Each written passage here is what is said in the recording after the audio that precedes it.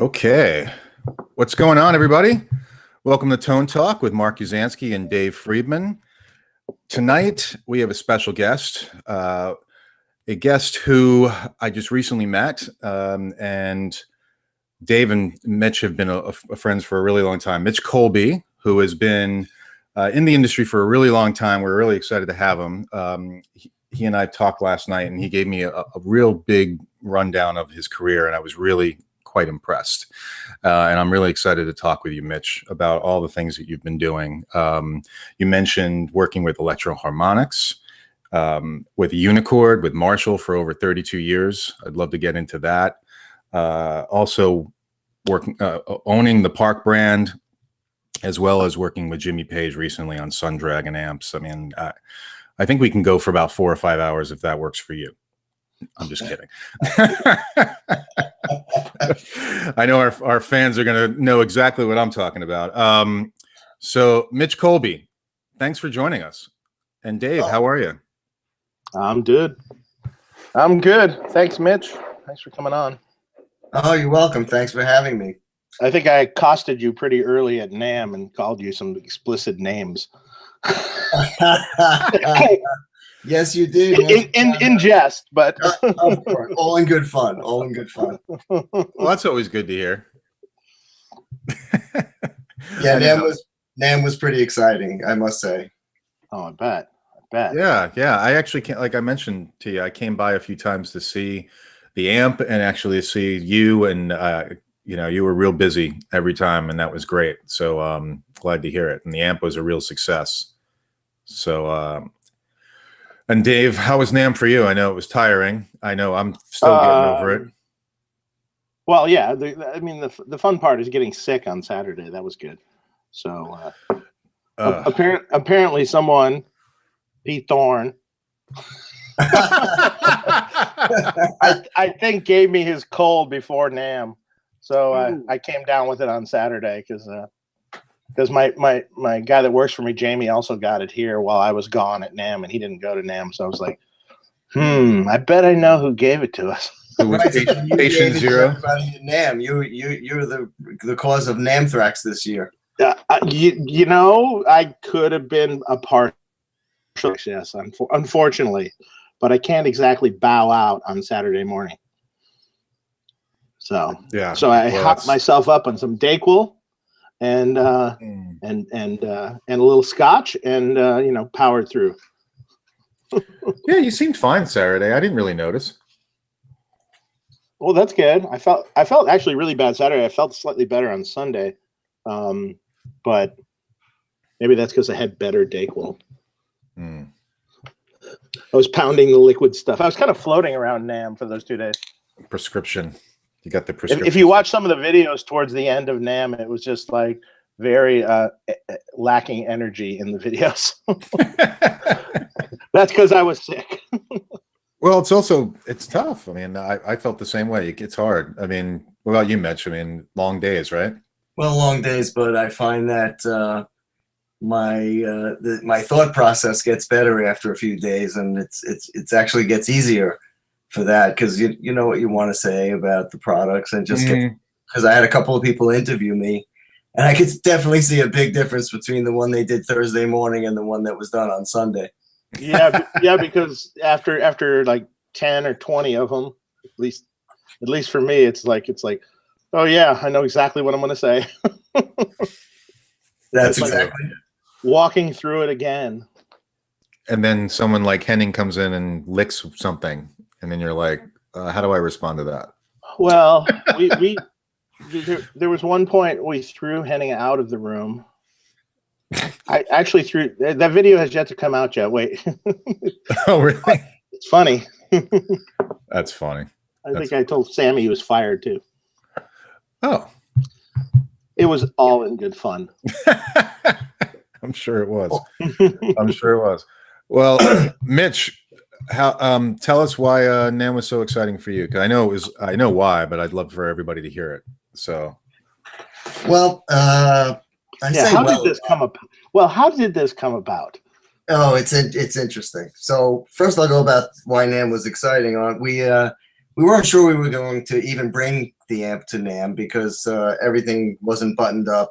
But then at the last minute it was, and then so we didn't have our own booth, but we showed at the High Watt booth. I've been doing some work with them, so they were kind enough to let me take a space and have some room in their sound room to play the amp. And we announced on Tuesday morning. We did a press release that went out on social media and to the NAMM media list, and also Jimmy's webpage and his Instagram. And so it went out Tuesday morning, and I flew out on Tuesday. By the time I got off the plane, I had 50 voicemails on my phone.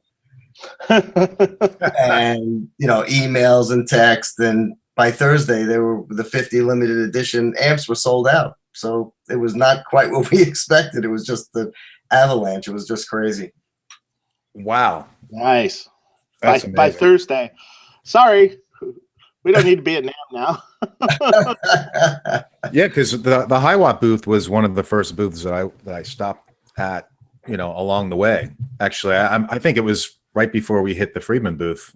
I was walking and I saw it. I was like, okay, I got to hit, see that amp. I wish I would have got to hear it. I came by once or something, and you were doing an interview, and I was like, okay, leave him alone. Yeah, no, it was very popular. A lot of people were checking it out in the sound room and trying to listen to it. That was good. We didn't have a telly at first, but then my partner brought a 59 telly for people to try it with. And with that, you plug the telly in, crank it up, and it's that sound. It's pretty an interesting amp. It's definitely different than anything else. So it was great. So Dave, you asked how it came about. That's an interesting story. So my partner Perry is friends with Jimmy, and he was over there a couple of years ago, and Jimmy told him that Fender was going to do the Dragon guitar for the 50th anniversary. So Jimmy had one of my little darling amps that Perry had given him, and he really liked it. And I had worked on his Marshall for the O2 tour.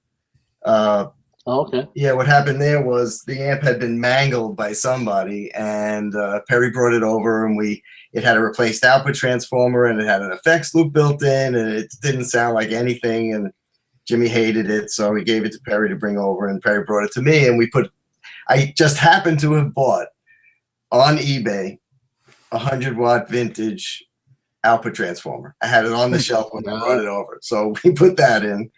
I had all the caps, everything we needed to restore it. So we put it back, and then Perry remembered that he had KT88s in it and a couple other changes, and we did that, and it went back. So went back for the tour. Not the tour, the one concert they did, and he liked that. So Jimmy remembered that. He remembered who I was because of that and the amp that he had that Perry had given him. And so Perry said, "Hey, you're doing the guitars for the 50th anniversary. How about letting us do the amp that everybody wants to know about that is, sort of under wraps that, everybody's been trying to figure out what you used?" And he said, okay, give it a try. So after about a year of trying to figure it out, and then him finally sending me his amp, which I really needed in order to get it right, because there was no way I could guess what was going on in there. Yeah, and, of course. Yeah, so having the amp in my shop was great, and everybody who came over, I let them play it, and everybody was freaking out, of course, because they got a chance to play that amp.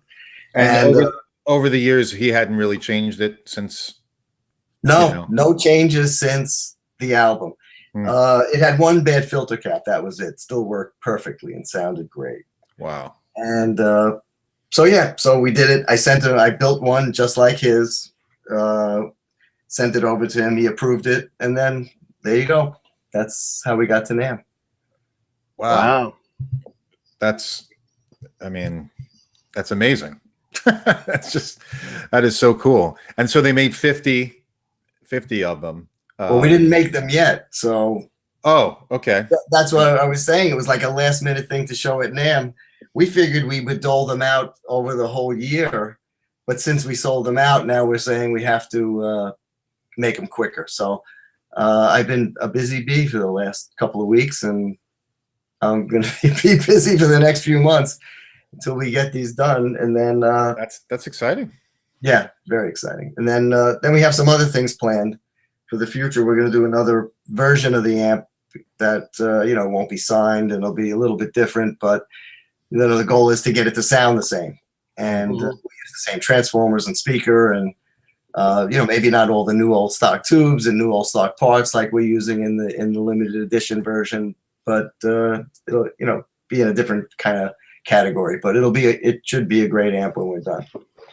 We won't know till I make it, which I've started already, and I should have that prototype done in about a couple of weeks, hopefully. Yeah, cool. I would imagine that if the demand is as strong as it was for the first 50, and then you're going to start doing it at least from some kind of larger production scale, it would be hard to keep doing new old stock parts and things like that to keep the consistency going. Exactly. 50, like impossible. yeah, 50 you can manage, and getting 50 sets of tubes for the limited edition is going to be that tough. all work.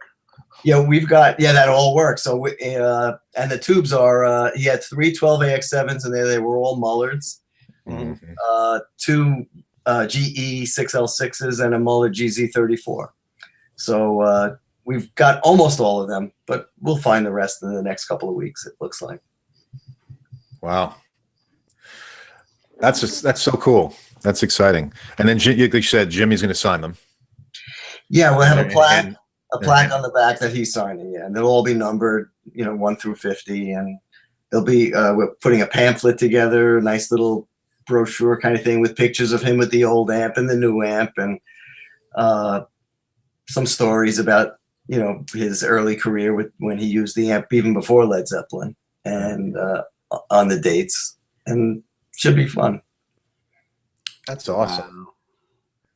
That's great. Yeah, I'm sure I've got a bunch of questions from some real super fans of Jimmy and the amp, and so we'll dive into those questions a little bit from Alan Garber and Tom Brino and so forth.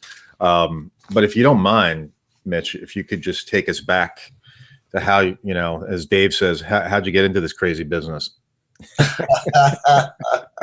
Wait, the line generally is, how did you get into this crazy business, and when did you realize your parents were right about what they wanted you to do? Well, you're gonna laugh. My uncle was in the music business, so he was an assistant to Frank Sinatra, and then he was one of those guys going around to the radio stations with payola, getting them to play the different records. And then he owned a club in New York City called the Bitter End. So, early on I had, connection to the music industry in New York a little bit. And my father always said, become a songwriter, because those are the guys who make the money. But that didn't happen because I didn't have that talent at all. So anyway, I started playing guitar after a lot of people my age, on Ed Sullivan's show, the Beatles, everybody, I was 11 years old when they did Ed Sullivan, and that was a big moment for us, and everybody wanted to be the Beatles for a number of reasons. And on every block in my neighborhood there was a garage band or two. We all played guitar. It was a lot of fun, and then it just went on. So I continued to play guitar. I went to school for music, and that was early on. That was before there were all these, schools like GIT and that. It was City College. They had a music program. I probably the first or second guitar major. And so I did that, and I played a lot of music around New York, but I did mostly club dates, those types of gigs, and I was very busy.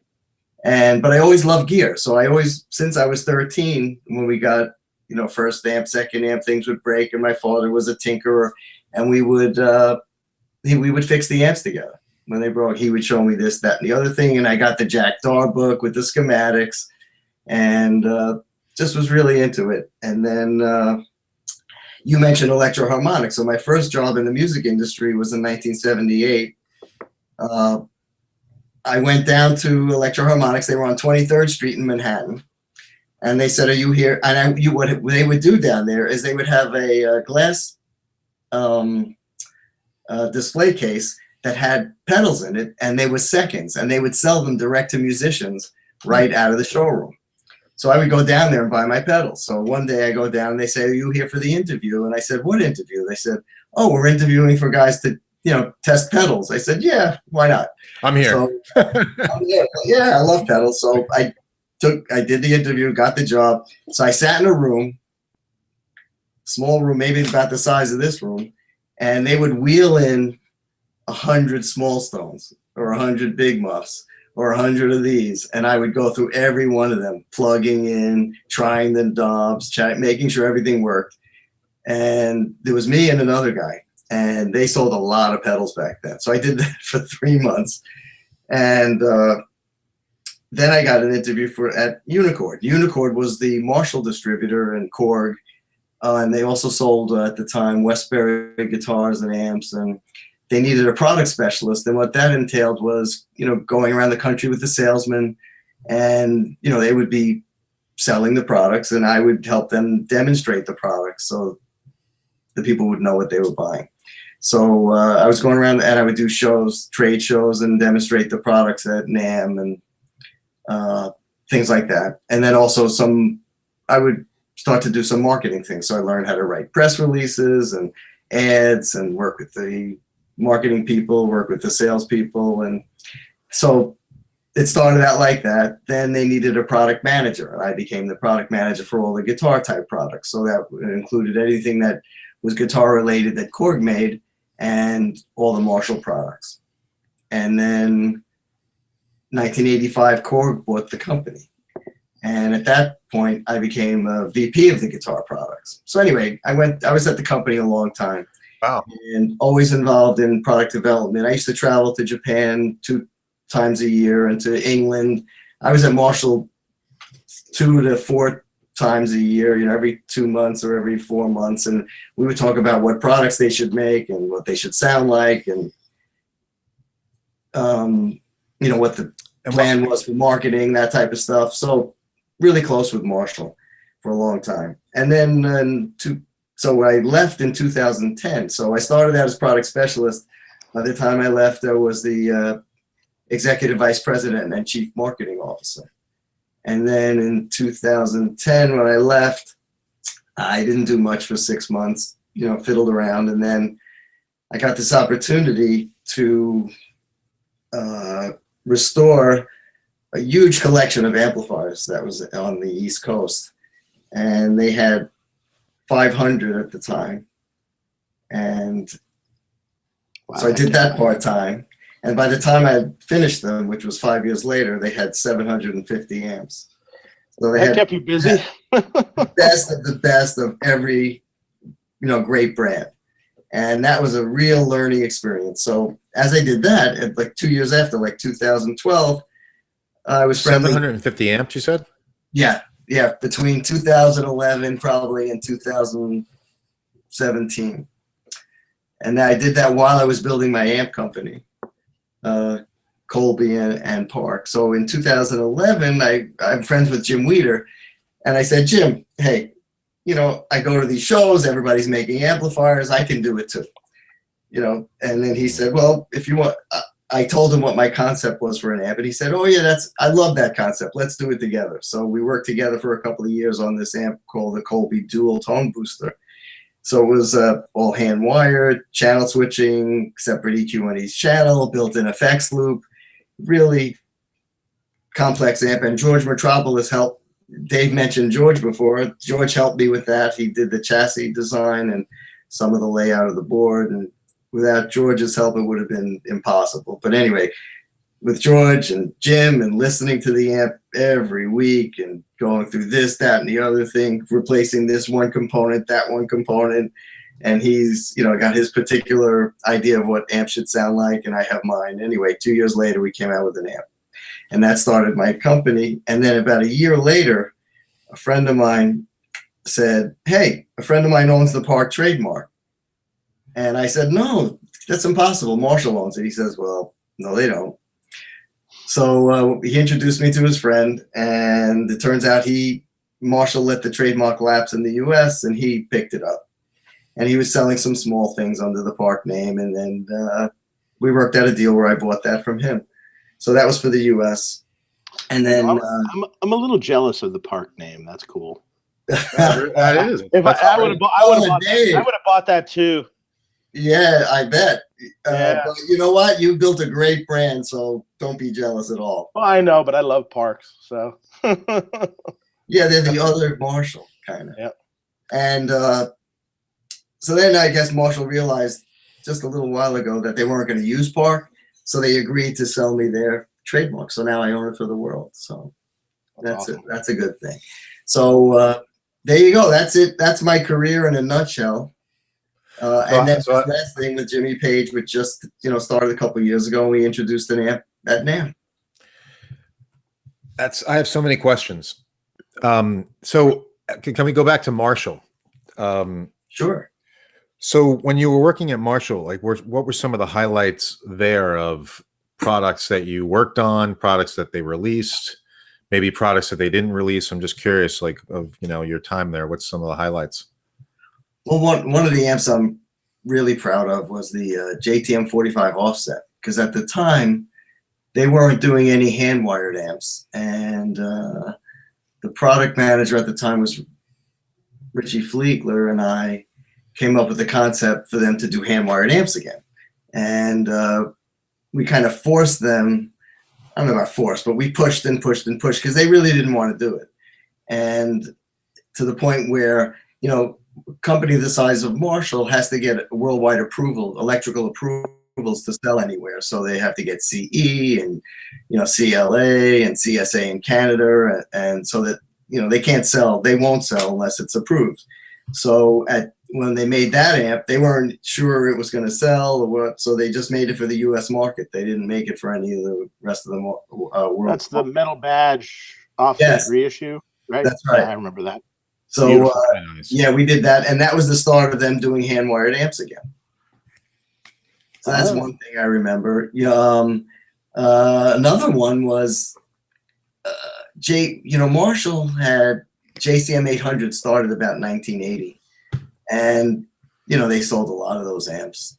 People still use them, especially the master volume ones. And around 1988 or so, 8 years later, it gets tired. So you know how you have to come out with new products, Dave. People always want something new, and, the stuff out there gets tired. So, and at that time, everybody was modding Marshalls. There were people, especially in California. So we had what's his name? Who moved? I think we know a guy who moved to Pennsylvania. Not before Dave. Oh, okay. You had Jose. You had Rivera, Paul Rivera. Not Rivera. You had Lee Jackson, Jose. You had. He moved to Pennsylvania to Reddit's. I don't know. Oh, I know who you're thinking of. He did the first pedal rigs. He did geez, I can't think of his name right now. Oh, Bradshaw? Bradshaw, yeah. Yeah, Bradshaw was doing stuff, and there was some really good modded Marshalls out there, and we didn't have anything to compete with that. So we urged them to do something for that, and for better or worse, they came out with JCM 900, which turned out to sell, very well for the company. Yes, I remember this. I remember them. I at the time was working for Andy Brower's Studio Rentals. That's right. And I remember them coming and borrowing things, Marshall or someone from Marshall. And, Mike Doyle, probably. Maybe Mike. And borrowing like an old Jose Marshall and some other stuff, and to see what they were, see how they ticked. That's right. Somehow out of all that, they came up with the 900s. Yeah. Well, that's another story. I don't want to, which really weren't based on any of that. Well, maybe the single channel input one, maybe more so, but the dual channel input was the SLX. Not the SLX, actually. So there was the JCM 900 dual reverb, and then there was the regular JCM 900. Well, there was an SL before the SL maybe before the SLX. SL, and then there was the SLX. Mm-hmm. Right. I've heard the SLX is actually the best one to get. But that was better. Yeah. Anyway, so what they made came out. Actually, the DSL was the better seller by far because most people want a channel switching amp with reverb, and it seemed at the time. And even, you know, an interesting thing about JCM 800 was there was the master volume and then the dual channel reverb. And everybody wants the master volume now. That's the one they mod, or that's the one they just play straight out with a pedal in front of it. Yeah. The dual channel with reverb outsold that amp 5-1 for 10 years straight.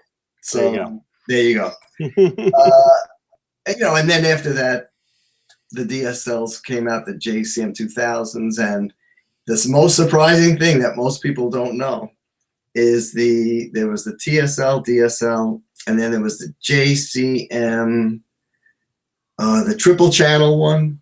Yeah, the 20th anniversary one?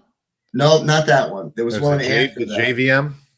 JVM. There you go. The JVM complicated one with all the switching and all the channels. That was the best for the time period that it did well, which was a few years. It was the best-selling Marshall head ever. Yeah, that was designed by Santiago, and and it was an all-tube head, so it was kind of back from what they had been doing with the DSLs to back to an all-tube design, which was cool. Yeah, interesting. And it's funny how, you know, some people don't want all the features, but obviously some people do. But what happened, what the downfall was 2008 when the market crashed. It changed the whole industry, and all that high-end stuff that Marshall had been selling and doing very well with, including cabinets, dropped in sales a lot, like overnight. It was incredible. Yeah. Wow, that's interesting. And do you think there was anything in the change of the product at all after that had anything to do with it either? No, I don't think so. I don't know what they've done since 2010. I'm really not paying attention since I left. You know, I'm doing my own thing, pretty busy, so really no comment on anything they're doing now. Gotcha. So there was actually a question in the chat, which I thought was a good extension of what we were talking about, Mitch, from BB Made. It said, did Park originally come about because the Marshall name was licensed in some way and they had to make it under a different name? Or did Marshall just buy the rights at some point? How did they get Park? Okay.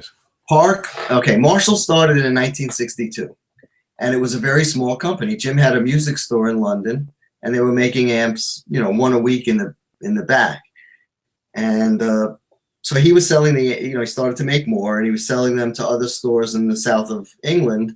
And he had a friend who had a store in Birmingham, Johnny Jones, and Johnny was selling them out of his store and then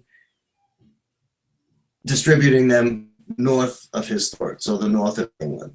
And then in 1965, so just 3 years later, Jim signed a worldwide exclusive distribution deal with Rose Morris, which was the biggest musical instrument distributor in the UK.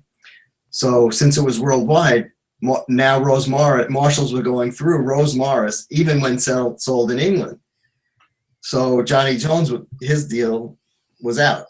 And so he said to Jim, hey, how about can you make an amp under a different brand name?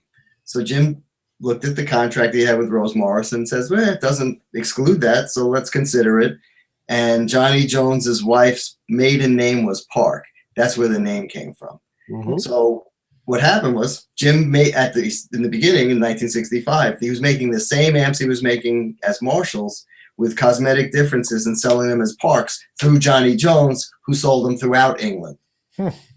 And that went on for a few years, and I guess Rose Morris might not have been happy about that. So the Park started to change a little bit. So when Marshall came out with the 50, you know, the first amps were the 45s, and the Park was a top mount version instead of the front mount. And then when they came out with the 50s, they changed the Parks to have KT88s instead of EL34s, and they called it a 75. Now it wasn't really 75 watts. Really, it was just a 50 with different tubes. Exactly. And it turns out, I guess Johnny Jones's customers were not into those aggressive Marshall, you know, how the Marshalls got more aggressive as time went on. Some of those Parks are aggressive, like the lead versions, but most of them are more like the bass versions or the PA versions. So they're a little warmer. So that's why when a lot of people plug into them, they get this kind of more fuzzy feeling because it's more of a cleaner sound and it's warmer and it doesn't have that super bright, aggressive, immediate thing that some of those Marshalls have until you crank them. That's why you crank them and that's why you link the channels. Yeah. But anyway, Park sold, and then Parks varied. So they would experiment on new designs with Park before they implemented them in Marshall. So there was a Park head called the Rock head, which was their version of the master volume, but you could actually channel switch with a foot switch. And it also had a post-phase inverter master volume. And then the tone network came off of the plate rather than the cathode. So the differences like that, they would experiment. And then there were some other Park amps that were variations of Marshalls and those types of circuits. And then they ended when the Rose Morris deal ended in 1980. It was a 15-year agreement. That's when Jim cut Rose Morris off, went direct with Marshall. The prices went down because now there wasn't a distributor in between. And then he changed the look of it to that JCM 800 look, where it's black and the control panels go all the way across the front rather than having the sides that go down like this. And that's when Marshall started to really explode in terms of sales worldwide in 1980. Yeah. With the explosion of metal as well. I lost you for a second. The audio. The explosion of metal music. That's true. And at the same time, in 1985, when Korg bought Unicord, we opened a facility in California. And it was called Korg West. And we had all the bands were going into Korg West to buy Marshalls. It was just incredible to have that there. It was the perfect timing with what was going on with the hair metal bands. Yeah, that whole scene. That's for sure. I once owned a 150 watt Park and a JTM 45 version Park. Cool. 150 watt Park. What it was I bought it. It was modified. I bought it off of Mike Soldano, who had modified this 150 watt behemoth. And boy, could that blow you through the wall. Wow. Actually, I think the guy there, Bill Sunt, did it originally. But I know who still has it too. So I don't have it anymore. Is that Woody? No, I think, well, you know what? I wonder if he sold it. Woody had two and he sold one to Richard Fortas. Huh. Anyway, I have a Park 150, and that is an unusual beast because it's a combination of a Marshall front end with the power amp of a Major, and because the Major is a totally different circuit, but this has an extra preamp tube in it. So I haven't really I wrote out the schematic because there was nothing online, so I just wanted to have it, but I haven't really done much with it. But you're right, it's a behemoth. It's so heavy. At my age, I'm not lifting amps like that. You can forget it. And you know what? I feel you too. I don't want to lift it either.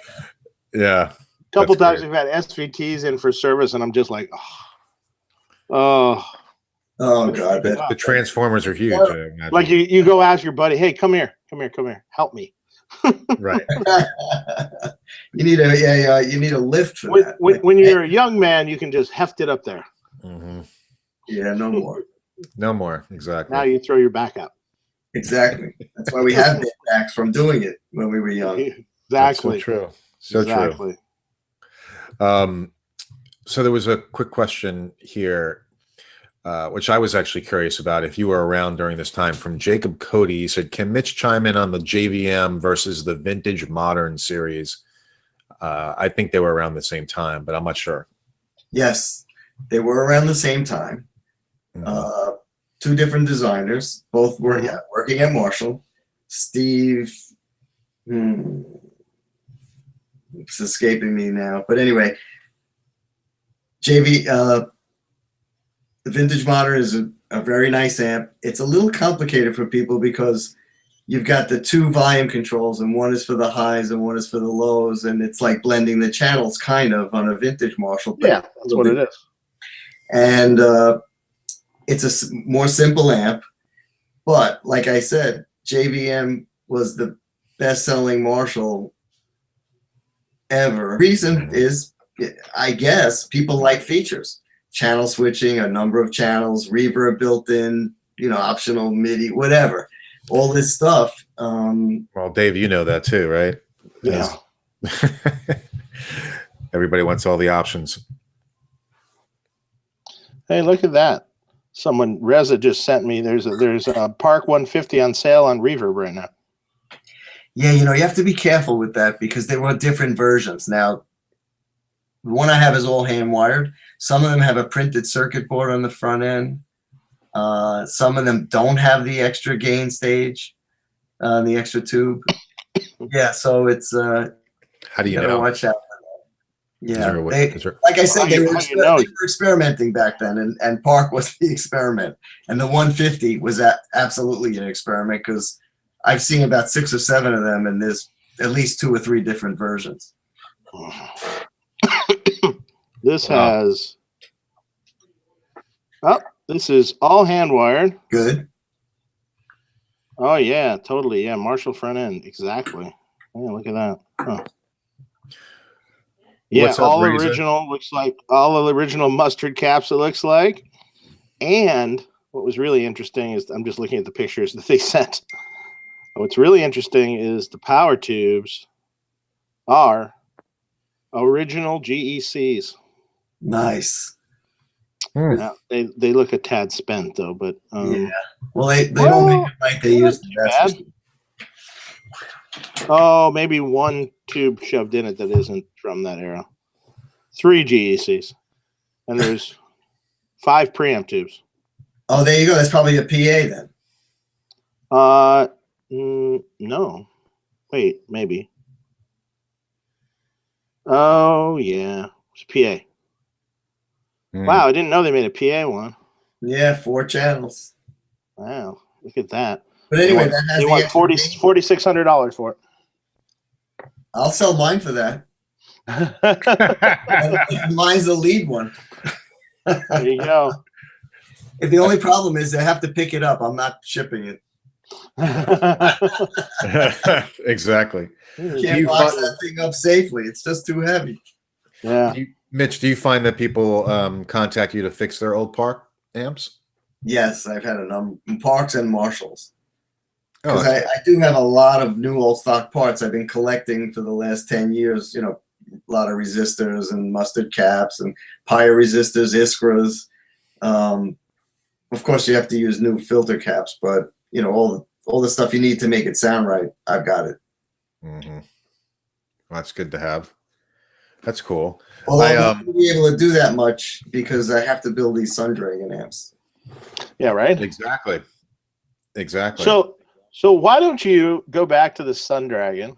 Yeah, and I've got some. Can you tell us a little of the history of that amplifier? Meaning the original one? Yes. This is what I know. Jimmy bought that amp. Let's see, it's a 1959. It was a Supro Coronado. The last I heard, he said he bought it when I guess it must have been used because it had the 12-inch speaker in it when he got it. And it, at some point, fell out of the van when he was working with some band, something Christian, and the blah, blah, blah. Anyway, can't remember. So he was playing with that band. It fell out of the van. It broke, and they had to fix some things inside. And it wasn't modded that much, but the small things that were done really changed the feel of the amp and the sound a little bit. And between the speaker and the way the amp is actually designed and the change from 210s to the 112 and the mods that are inside really changed that amp. It does not feel or sound like a typical Supro, old Supro, although those are great amps. And he said he used it on some recordings, because he used to do a lot of session work. He said some of the producers didn't like the amp because it was a little too aggressive. and so he didn't always use it, but he did use it in the Yardbirds, he said, for some stuff. And then he used it on exclusively on Led Zeppelin 1. And then he used it on, with a little help from my friends, with Joe Cocker. He's on that record, which I didn't know until recently. And then he said he used it on a couple of other things, and then he kind of put it away. And it's been sitting in a closet for all that time. And, again, we were lucky to get a chance to see it. There was someone in the chat here, which I can't, garbage. Oh. Sorry. Alan Garber. Yeah, I know. Is that it? Yeah. Yeah. Jimmy, he said Jimmy owned more than one Supro. This project confirmed that the one seen on stage with the Yardbirds was also the amp loaned to the Rock and Roll Hall of Fame. That's possible. Oh, yeah, Neil Christian and the Crusaders. There you go. Thank you. There you go. That's what it was. Yeah, I knew what you were talking about. Yep. And he did loan one to the Rock and Roll Hall of Fame. I get mixed stories on that. Some people say it was this one. And then, because he later goes on saying the Coronado and Led Zeppelin 2 session photos was not the modified Coronado that the Sundragon was based on. So that's possible. We found some pictures of the first session of him using it, and that's going to go into the little pamphlet we're putting together. Oh, cool! Super cool. That's awesome. Well, the funny thing is that this story kind of my client and friend John Shanks had run into Jimmy in London and literally ran into him, like walked out the door of a hotel into him. and he was just like, wait. He had met him once before briefly, and he was like, hey, do you remember I'm John, blah, blah, blah, blah, blah. I met you here, and then like, oh, yeah. And then they started talking for a long time. And they talked gear for like an hour. Mm-hmm. And he was just quizzing him on everything. So the Supro, what's the deal with the Supro? And he said it was the one with the 12-inch installed in it, and it had been installed at some point. And, it wasn't totally stock or original because of that, even alone. And then, he goes on with a bunch of other stuff. And so I'm like, when I saw you post, about this, I'm like going, God damn it. You bastard. Oh, I know. You're not the only one. Yeah. Perfect timing. It's perfect. So I saw John at NAMM. Yeah, and we were talking a little bit about that. I met Jimmy. We went to his house after I had sent him the prototype I built, and to talk about the details of the amp and how we're going to introduce it to the marketplace and do some of the business. And I got to tell you, he's a great guy. And like you said, he really loves gear. There's no question about it. He loves talking about it. He was into the details because it doesn't look exactly like a Supro because we're not using that vinyl covering. Yeah. He was interested in everything we were doing in terms of the vinyl, and he took the samples out and tried this against that, and this does this match that. And he's a detail kind of guy. That stuff, the logo, he was great. He was just a real gentleman. House in London? Yeah. The famous house, the beautiful English Manor or whatever it is. Yeah, the Tower House. Yeah, the Tower House. Headley Grange? Yeah. No, it's the Tower House. Oh, Tower House. It's in Kensington, which is in downtown London, and it's an A-listed historical landmark. Yeah, and he's in a bitter battle with his neighbor. To build a swimming pool in the basement and excavate, and Jimmy's house is delicate. I mean, it's this thing built in the 1800s by a famous architect. Yeah, he doesn't want it destroyed. Yeah, no, I don't blame him. It's a beautiful place from the pictures I've seen. Yeah, wow, that's wild. Okay, so, I'm thoroughly jealous now. So thanks. Well, I still have some questions. So Alan Garber had sent me some questions, and then a few other people. So if you don't mind me digging in, Mitch, if you still have time. So going back to the prototype that you built, and then how much information did you have when you were building the prototype versus when you got the actual amp? Well, there were two stages. So the first one I built was just a guess. So what we did was we took an old Coronado, put a 12 in it. We knew what speaker was in his, we didn't exactly know what cone was because it turns out the speaker was reconed, but What speaker was it? an Oxford 12L6 Alnico. Oh, gotcha. So, but it had been reconed, which is a big part of it. So we found the old speaker. We tried reconing a number of them and trying to guess at what the sound was. So put that in there. I did what I thought might be the mods to the amp, sent it to him, and Perry went over there and they tried it. And Jimmy said, "Hey, this sounds really great." And Perry said, "Yeah, it might be great, but it doesn't sound like your amp. So you have to send it over to Mitch." And he goes, "Well, I don't know, maybe not. All right." Well, yeah, it's an artifact at that point, you know. It's Right. It's expensive. Yeah. It's that, and it's there's an exhibition coming up at the Metropoulos Museum called "Play It Loud: The Instruments of Rock and Roll," and it's got instruments of all our favorite players. It's got Keith Emerson's keyboards and Page's touring rig from the first tour and Eddie Van Halen stuff and blah blah blah. Really great equipment. And anyway, that's going to be in the museum. So yeah, it's an artifact. yeah. So anyway, send it to me. They put it in a flight case. Rocket Cargo sent it over. I had it for a month, and yeah. So then I realized what the differences were. There was some really subtle things in there that were deep, and it took me a while to figure it out. And I kept trying, and it was close, but no cigar. And then I finally figured it out. Anyway, so got the electronics spot on, and the speaker was an issue. So I tried a lot of speakers out, and what we're putting in there is the closest thing I could find of a new production model, because there was nothing even close. And it's just a Jensen P12Q, and it sounds very close to what's in his amp. Cool. So yeah, so when I got his amp, then I built the second prototype, all from scratch. We got the chassis. We were going to make this amp no matter what. So we had chassis made, transformers built, and all that, so we could get started. So I had all the stuff there. I just had to put it all together, based on his amp. And that's the second one we sent. And then we sent that one over. He approved it, and that's when we went back over and discussed how we'd launch it. Wow. And in terms of and if you're not allowed, if you're not comfortable with talking about this, I certainly understand. But was there any particular reason why he decided to do it on his own and not work with Supro? I don't. Well, maybe. So Supro came out with the Black Magic and kind of intimated that this was the amp, and I think they sent him one after the fact. And he said, "Well, it doesn't quite sound like my amp." So I don't know. That's all I know. Gotcha.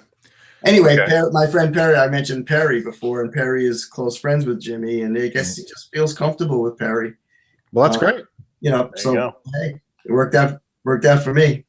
Yeah, that's fantastic. Yeah, I love it. I love it. So a couple more questions for you, if you don't mind on this. I'll be right back. Okay. More detailed questions. Do you know who did the original modifications on the? I don't. Okay. I don't. I don't think Jimmy remembered who it was. Okay. Do you happen to know any instances where Jimmy used the album outside of used the amp outside of the first album, maybe later? The only time I know that he's confirmed is the Little Help from My Friends with Joe Cocker, and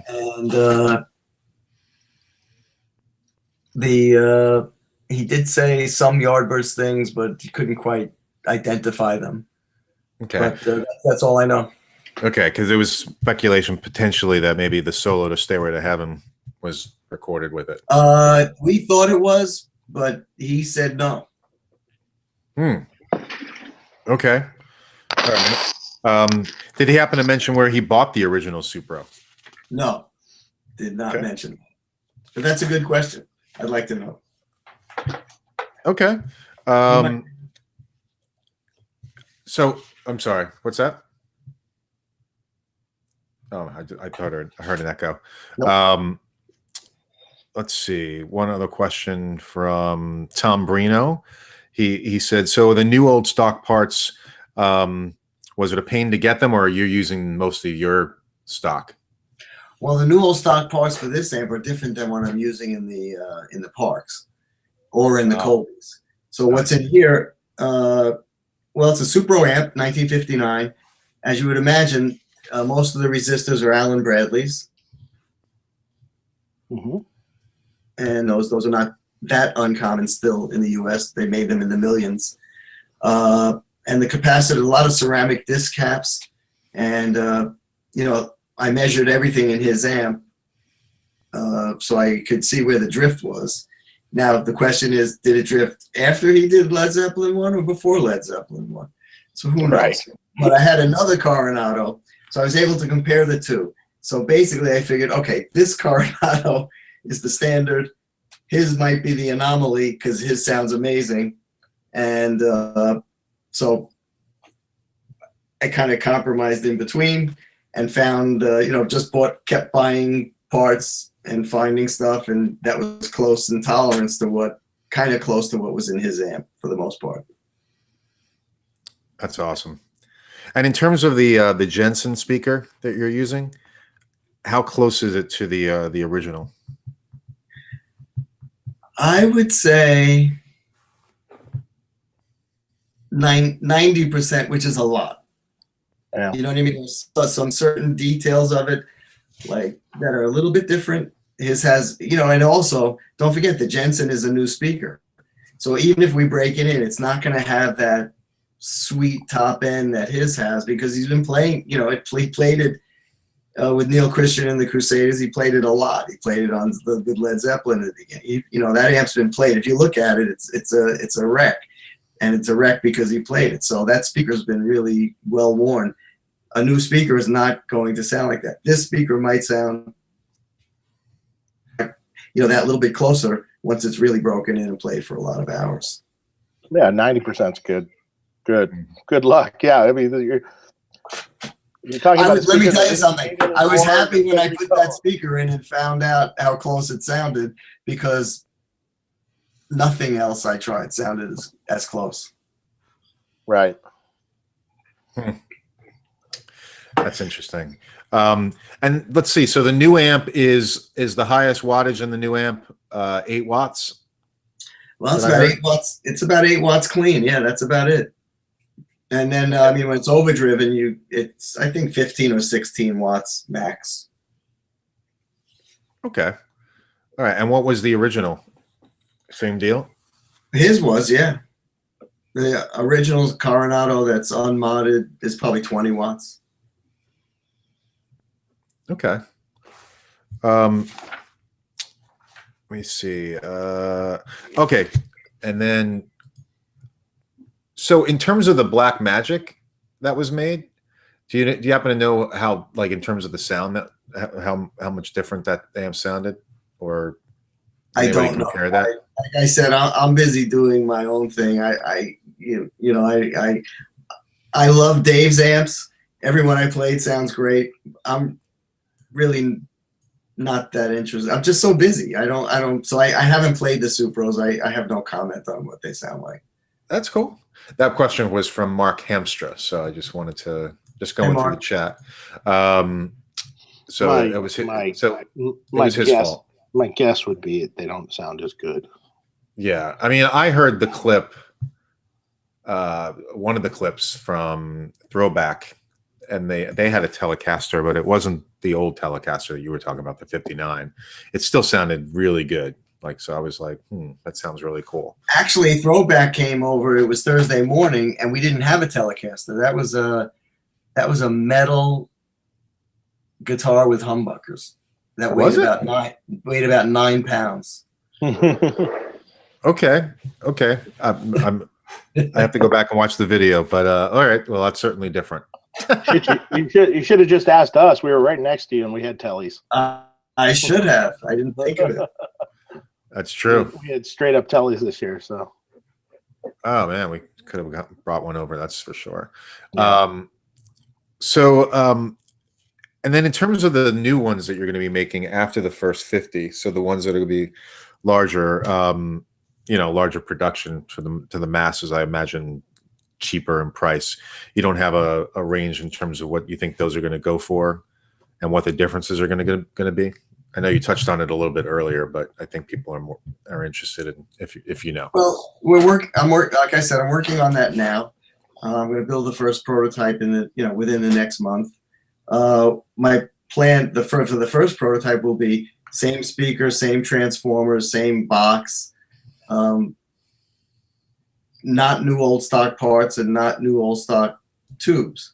Right. And we'll see what that sounds like and go from there. Probably sound good still. I would think so. Yep. Mm-hmm. And then send it to me. I got to tell you, though, that they don't make the tubes like they used to. That's for sure. There's something about don't stop preaching to the choir here. Yeah. I know. You've got your own, so you can put yours in. Yeah. Tubes. That's fun. It's a fun topic to start. Yeah, for the masses, that's going to be a big difference. That's for sure. Yeah. And as far as price, we don't know. It's going to still be hand wired. Where the plan now is to still build it the same way. So it's those little terminal boards, and it's a little, there's the power amp on the bottom of the chassis. We're going to still do that, and the preamp on the top. The preamp's a little tricky to build because it's all tight in there. You have to get your little hands in there, and so I don't know. It's hand wired amp built in New York, USA, with USA components. Transformers and cabinet built here. I don't know. Probably in the $3,000 range. Mm-hmm. Sounds about right. Yeah, sure. It's a lot of work, people. Yeah, it is. It's not so cut and dry. It's not so easy. But it's still going to be super cool. That sounds awesome. Oh, yeah. Scott Payne has a question in the chat. He wanted to know, did anyone from Fender sneak the custom shop Dragon guitar over for a test drive with the amp? No, not that I know of. Oh, that's too bad. I didn't even go see it. I kept meaning to go to Fender and I never did. Oh, I headed over there. I checked it out, but it was in glass. I didn't get a chance to hold it. Yeah, of course it was in glass. It's $50,000 worth of 2 guitars. Yeah, but I mean, they had some people holding it, but I wish I could have touched it just to see the neck on it. I want to just kind of feel it, even just to get your hand around the back of it or something, but whatever, it is what it is. It's just curiosity, right? Like that's why I wanted to hear your amp. I wanted to hear the Sundragon amp. I was like, I really got to hear this thing. So as a lot of people I know. So I'm going to go through the chat and see if you don't mind, Mitch, and just say hi to folks and see if we have other questions. All right, let's see. Pete Thorne was in the chat. I don't know if Pete's still with us. And like I said, we have Timothy. Oh, here we go. Throwback. Throwback. John from Throwback is here. Oh, he is? Scott Payne is here. Scott, when amp builders are on it, always comes to the tube topic. Yep. That's for sure. That's true. Dave, question for Dave. What do you think of the new Marshall Vintage Series 20 watt with attenuators?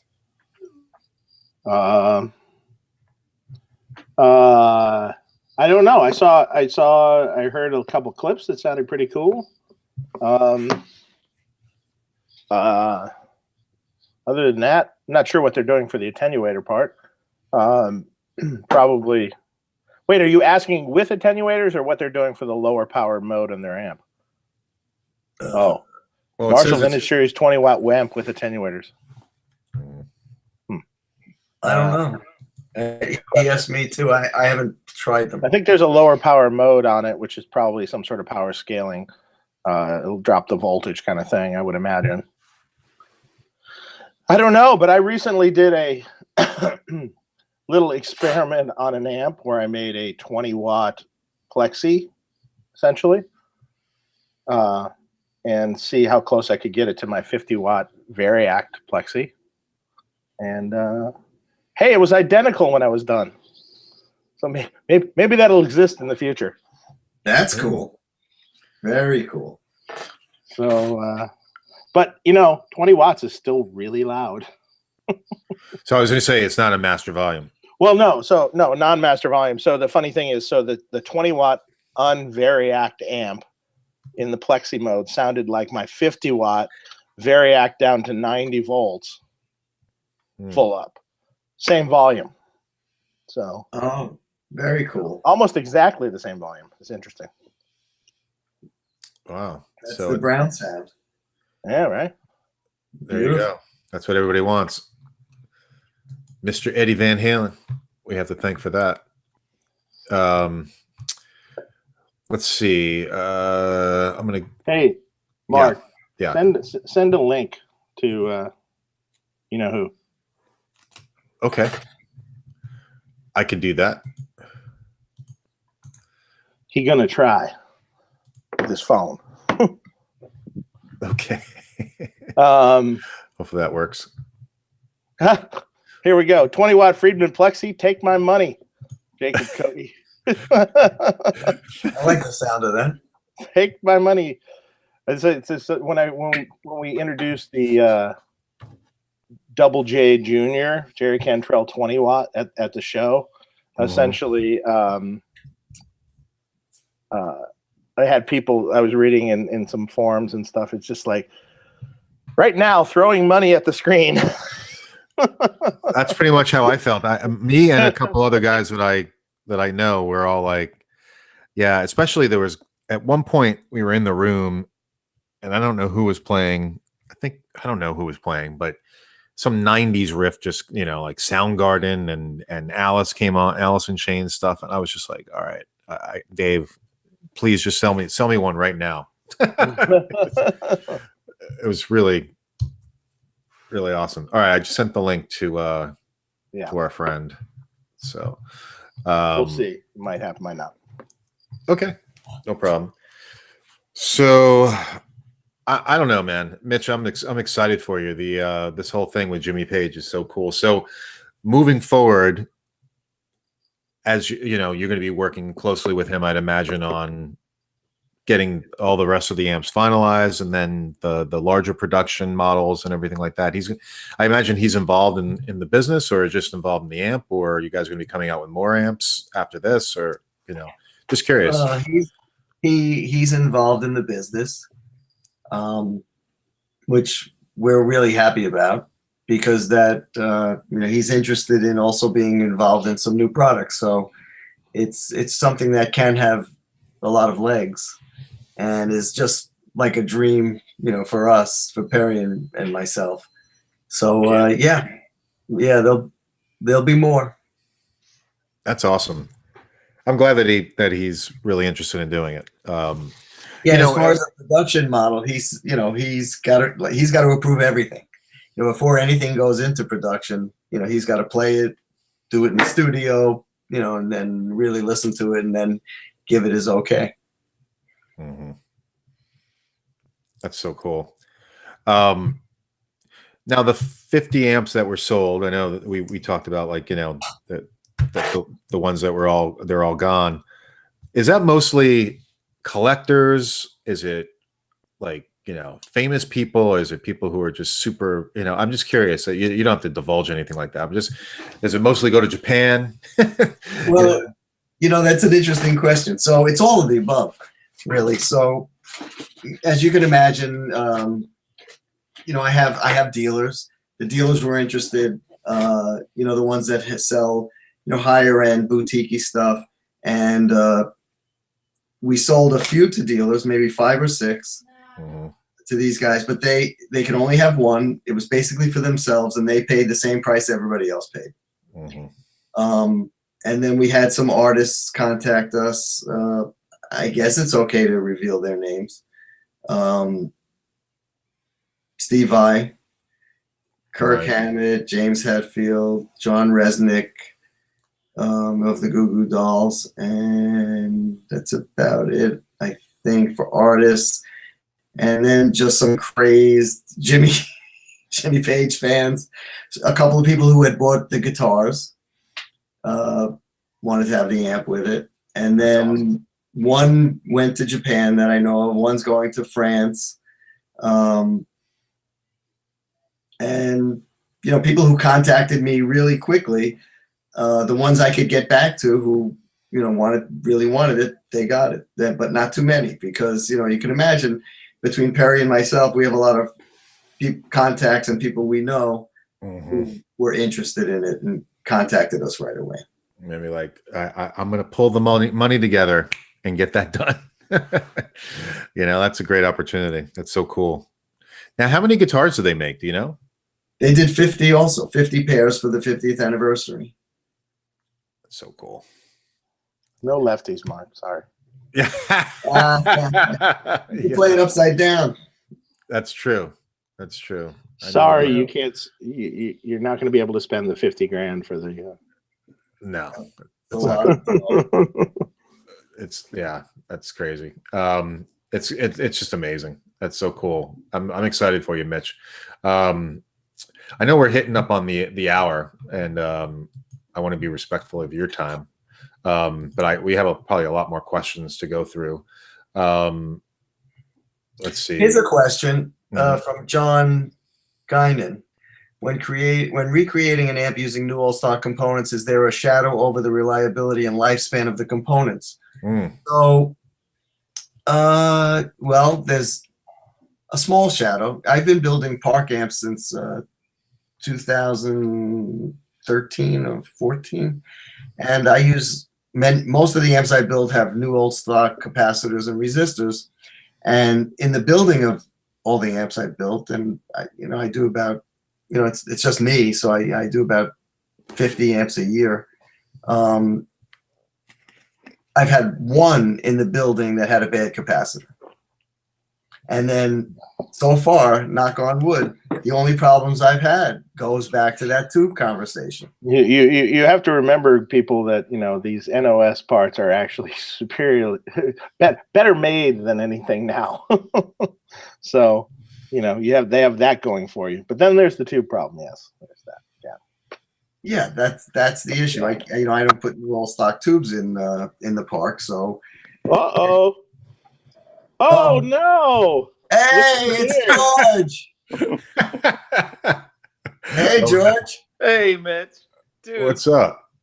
when you told me you had big news, I had no idea it was this level of big news.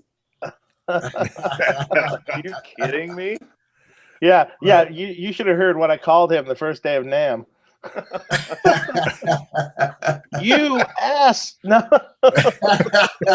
I mean, you kind of just won the amp business. Game over. Well, it's all downhill from here, George. Yeah, we know. Well, exactly. That's sort of like, that's Mitch's. That's, with me, that would be restoring Eddie Van Halen's #1 Marshall. So you had equally the same thing with Jimmy Page's amp. Yes. That's it. It's not getting any better than this. It can't. No. Yeah. You're at the Anyway, top of the It's over with. Time Anyway, to retire. And there's George with his scotch. Excellent. I have scotch too. I have vodka. Okay. Oh, Well, good. yeah. Good. So, George, Market has nothing. I got water, unfortunately. while we're here, I just wanted to tell everybody that I wouldn't be in the amp business making boutique style amps if it wasn't for George. Thank you, George. Oh, Yes, come on. That's ridiculous. Nah, come on. You helped me big time with my first project, which was over ambitious, and I probably couldn't have done it without your help. I don't believe that, but thank you, and I love you for it. Thanks, Mitch. That's fantastic. Not only does George have beer, he has scotch. So It's a conundrum. I have two hands, so. Yeah, that's okay. yeah, you get two hands, so you them. got to do something with both, right? Have you been, George? I'm working myself to death. Oh, Yeah. don't do Yeah, that. aren't we all, unfortunately? The only day I've had off was Christmas Day. I'm just working. Period. That's all I'm doing. Wow. Yeah, that good sucks. stuff, though.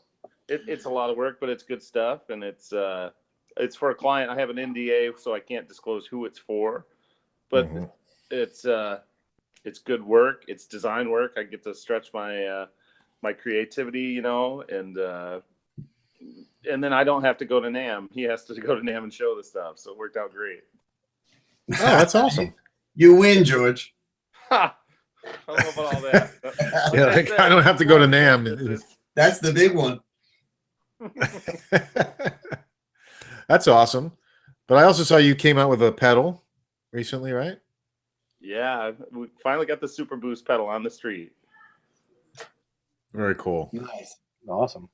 So we sent one out to Pete, and he was going to put it through his paces and prepare a video for it and stuff. And we got a few other things cooking, so that's good. Awesome. Yeah, and then I saw the guy from Alice in Chains, the singer. He's using your amp also, right? He's got his own signature amp, right? Yeah, William Duvall. So he was the cat for the DVL1 model. So he had a Metroplex. When he first got the gig, I built him a 12 series replica. And he was using that and using a matchless, and Dave built his rack system and stuff, of course. So he used that for years. There was a BE in the mix at times, and finally he had a Metroplex, and I did some mods on it. And then he's like, "Look, man, I really want to nail my thing. I know you're the guy to do it." And so he gave me this list like a mile long of, okay, the Metroplex is perfect. All I need is these 17 other things. It's perfect, but if you could just change this and those 17 other things, I'll be good. But he's awesome. I worked on a bunch of stuff, came up with a bunch of tweaks and different channels and all this stuff, and then he flew in and we spent a couple days hanging out and playing and refining things, and he's over the moon. He loves it. It's cool. It's a great amp. That's cool. Yeah, I actually met him in the Hilton gift shop. He walked in. Nice. And I was like, that's William Duvall. You can't miss him. He's like 6'4". Afro. Hey, we should have him on Tone Talk. You should. We totally should get William on. We can probably get him easier than Jerry. You know what? That guy he's so talented, and he's so passionate and so gracious. And we put out the DVL, and he's like, it's not my signature amp, but I do want to name it. He's so humble. Mm-hmm. And we put it out, and I'll post it. Oh, here's a clip of the DVL. And he replies to every single person who puts a comment on every social media post. It's amazing. Awesome. That's great. He's absolutely top notch. Dave knows, you know him well. Yeah, no, William's awesome. He's always a super cool dude, and he's an awesome guy.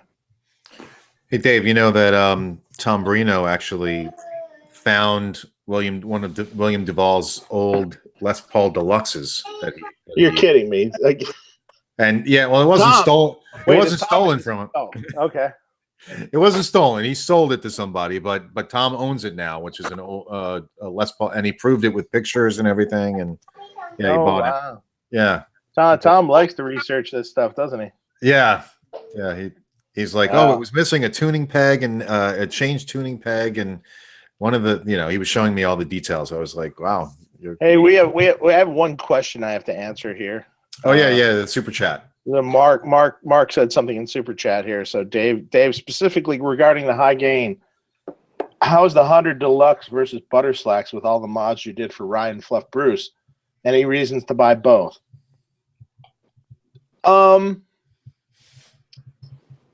You could coax some of those sounds out of the Deluxe if you put a Super Boost in front of it. There you go. If you put the Super Boost, you could coax some of that stuff out of the Deluxe. with all the options that are on that amp. Although there are a couple tiny little differences that wouldn't make it exact. But yeah, you could probably get most all of it out of the deluxe. You wouldn't have to have both. So now I guess I got to do a 20 watt. Yes, you do. Little butter slacks, don't I? Yes. Especially with the success. I don't know if that'll really happen, but you know, I've had people ask me that before. Or Steve then it's Stevens. Like they like buy one big amp and then they can get the other sound cheaper. You know, so, cheaper-ish. Yeah. Well, no, cheaper. It's cheaper. Yeah, it's cheaper. Yeah. $1,500 is considerably cheaper than the 100-watt amp at 38. That's true. You know, I don't want to distract from Mitch here because I'm just so blown away about what he's doing, and I'm a huge fan. So that's awesome too. Well, we're gonna ask Mitch some more questions here, aren't we, Mark? Oh yeah, Mitch isn't going in. He's not going anywhere. Okay. He's stuck. You're drinking. You're hanging out at the pub. Well, Exactly. George, before you showed up, I was at the shop today, and I was in the executive lounge, and I was reading my phone, and I came across an article, and it said that Billy Corgan found the original Gish Stratocaster. Mm-hmm. I'm like, oh wow, okay, so this was stolen, you know, I don't know, 20 years ago or something. It's been gone for a long time, right? Mm-hmm. And then I click on the article, and it says Flushing, Michigan. The guitar that was used on the Gish record from Smashing Pumpkins turns up, and the current owner had bought it at a rummage sale in Detroit or something. I'm like, Flushing is like 20 minutes from me. Like, how on earth did this guitar end up there? And apparently it was he played a show at St. Andrews Hall, downtown Detroit.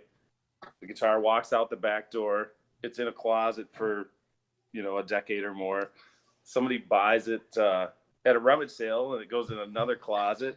And now finally it comes out, and I'm like, you've got to be kidding me. I'm waiting for that. I'm waiting for that same thing to eventually happen with David Black's 60s red Telecaster that got stolen. Oh, let's hope, right? That guitar eventually will surface, I bet.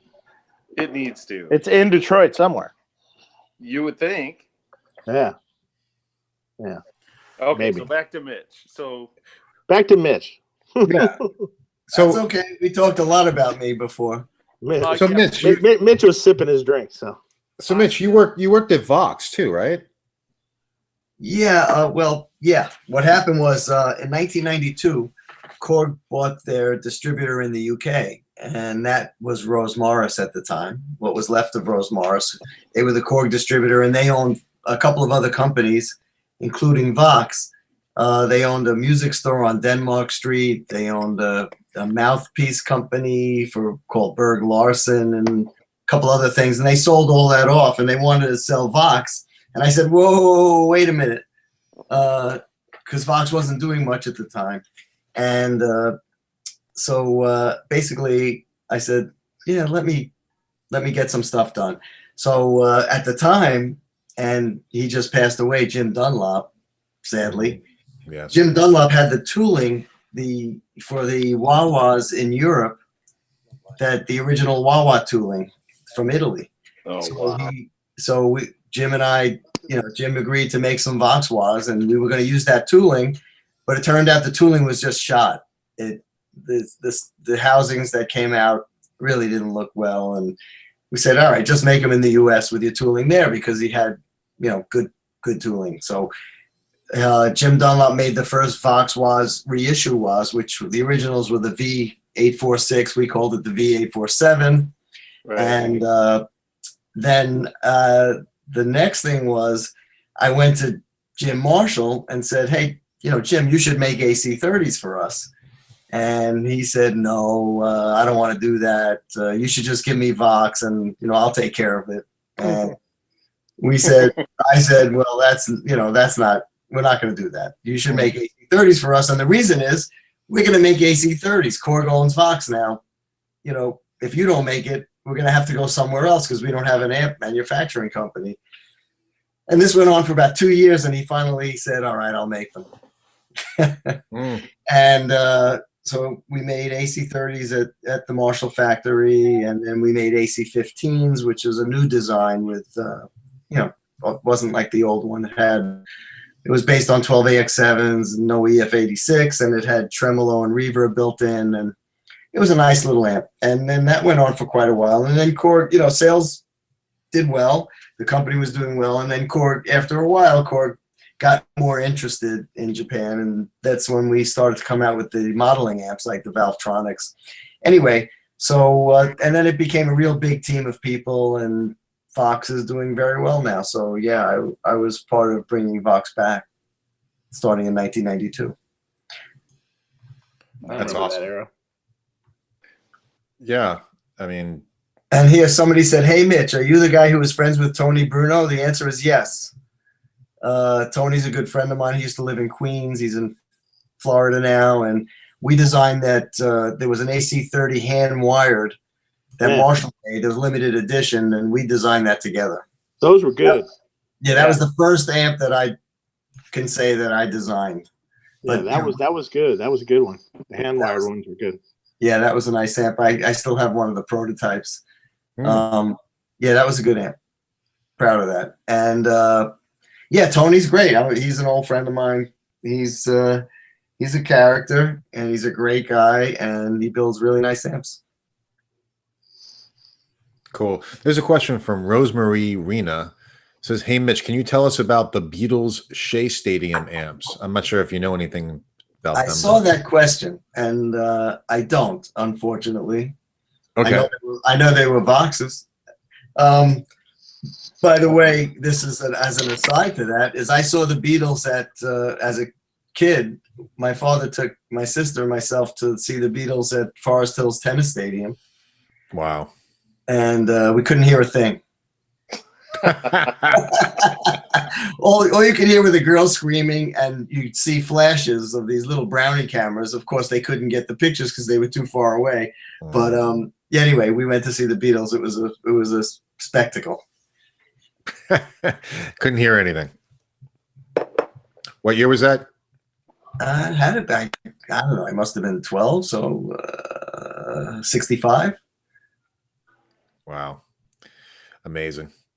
And one of the things I didn't mention about my career is that in the position I was in, I was kind of the face of Marshall in the U.S. for many, many years, and I was very interested in amplifiers, as you could imagine. So I had access to a lot of people who had a lot of knowledge, engineers at Marshall, engineers at Korg, people who knew about tube technology, and, guys who built amps I got friendly with. So like Tony Bruno and guys like George and Alexander Dumble and Dave. And so all of these, I've learned a lot from all of these guys, I have to say. So here's some questions. Mitch, greenbacks, round look blues, and AC30s. In the ones we made in the UK, we had both. I prefer the blues. Both can be good, depending on what you're going for. Exactly. That's exactly right. If you want that vintagey Vox sound, then the blues. The greenbacks are a little bit more modern sounding, aggressive, but they're nice. They do sound great. I like an H with a blue because they that works. Activity, yeah. Yeah, that's a good combination. You don't want to try is Celestion has some new V series 10s that are supposed to be really good. Yeah, we need to get some samples of that. I got some coming. Nice. Did you see the reds that they have also? Yeah, I saw that. But I was really curious about the 10s because I have an amp that uses a greenback 10. But although the greenback 10 is really cool sounding, it tends to be on the dark side. And I wanted it to be a little more open sounding in the cabinet that I have. So yeah, I'm looking for a good 10. So I heard this is supposed to be good. So I don't know. I hope so. I hope you're right. I'm gonna try them. I'll let you know. Let me know. Absolutely. Yeah, 10s are a problem. I make a Park 18-watt combo. Like an old Watkins. That's based on the 210s? Watkins Dominator, Marshall 18. I'd love to make a 210, but Oh yeah. that would be good. This might be. I'm just looking for something. Literally, the greenback 10 of those sounds kind of fun, kind of cool. It is dark. It's really dark. Yeah, they also the Celestion made one called the Vintage. Yes, that actually not horrible. No, it's not horrible, but it's also it's a little dark. Yeah. So I'm hoping for this one to be a little more, sparkly, so to speak. I have a 2x10, like a Fender Vibroverb kind of copy, and it's got Raging Cajun 10s in it. You ever hear of those? Oh yeah, the Eminence.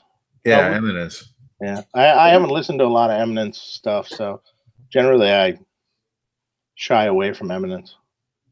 Yeah, I mean, they just came with it.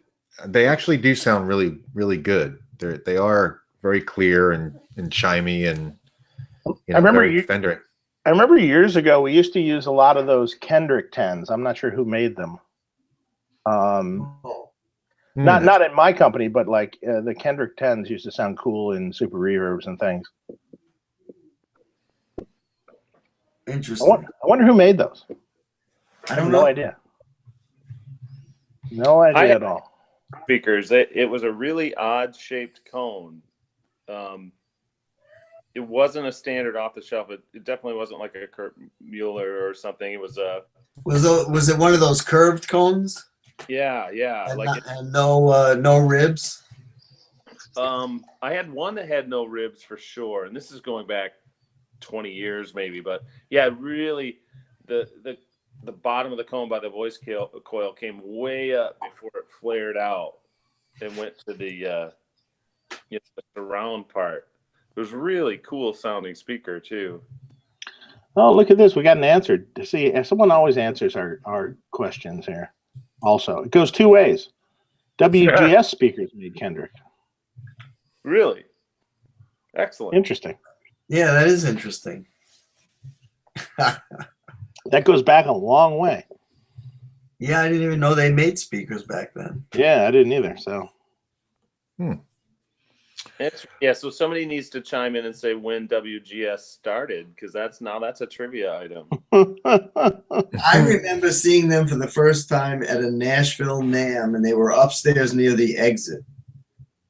That's the first time I noticed them. When would you place that? How long ago? I'd say at least 15 years ago. Yeah, I seem to remember about 15 years ago also. Yeah, it seems like those cats were around right from the times when we started doing the Lonnie's guitar show or amp shows and stuff, and when I started coming out on the regular. Dean and Dave, yeah, those guys. I mean, they've been there. They've probably been there longer than I have. I have some friends who swear by WGS. Oh, I know some cats too, plenty. Yeah, I've heard some of the speakers that sound really good, actually. Yeah, they do. Yeah, I've heard some that are quite cool. Like the Veteran 30 was a cool, like alternate, less mid-hypey V30. That was cool. Right. Yeah, they're still in business. Oh yeah. Oh, big time. Right. They just did a speaker for Vox. They're doing a limited run of 800 AC30s or something. That's a limited run. Yeah, for Vox it is.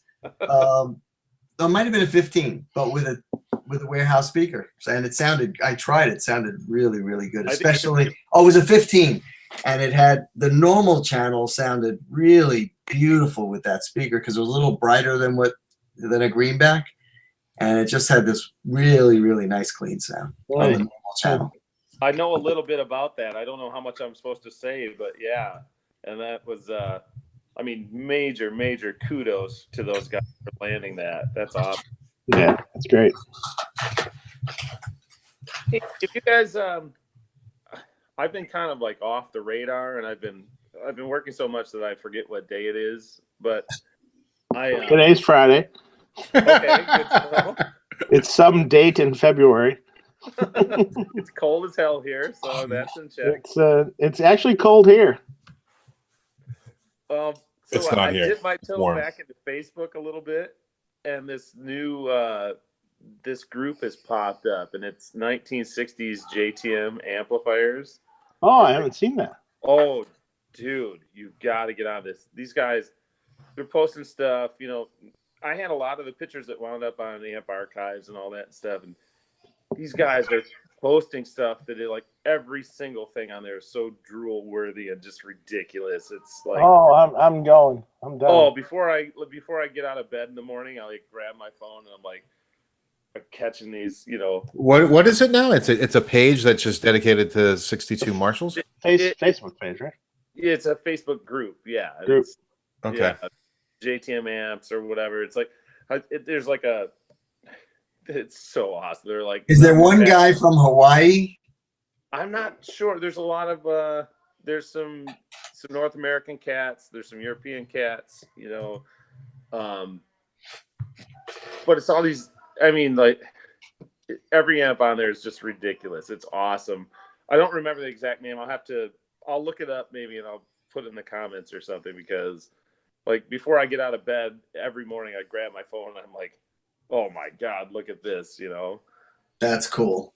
Like pinstripe cabs and, you know, 45s and Clapton knobs and like, oh, beautiful. Just Plexi Wet Dream stuff. Cool. So I have to comment on this one post here in the thing. Aaron Cram, it was negative 43 here in North Dakota this morning.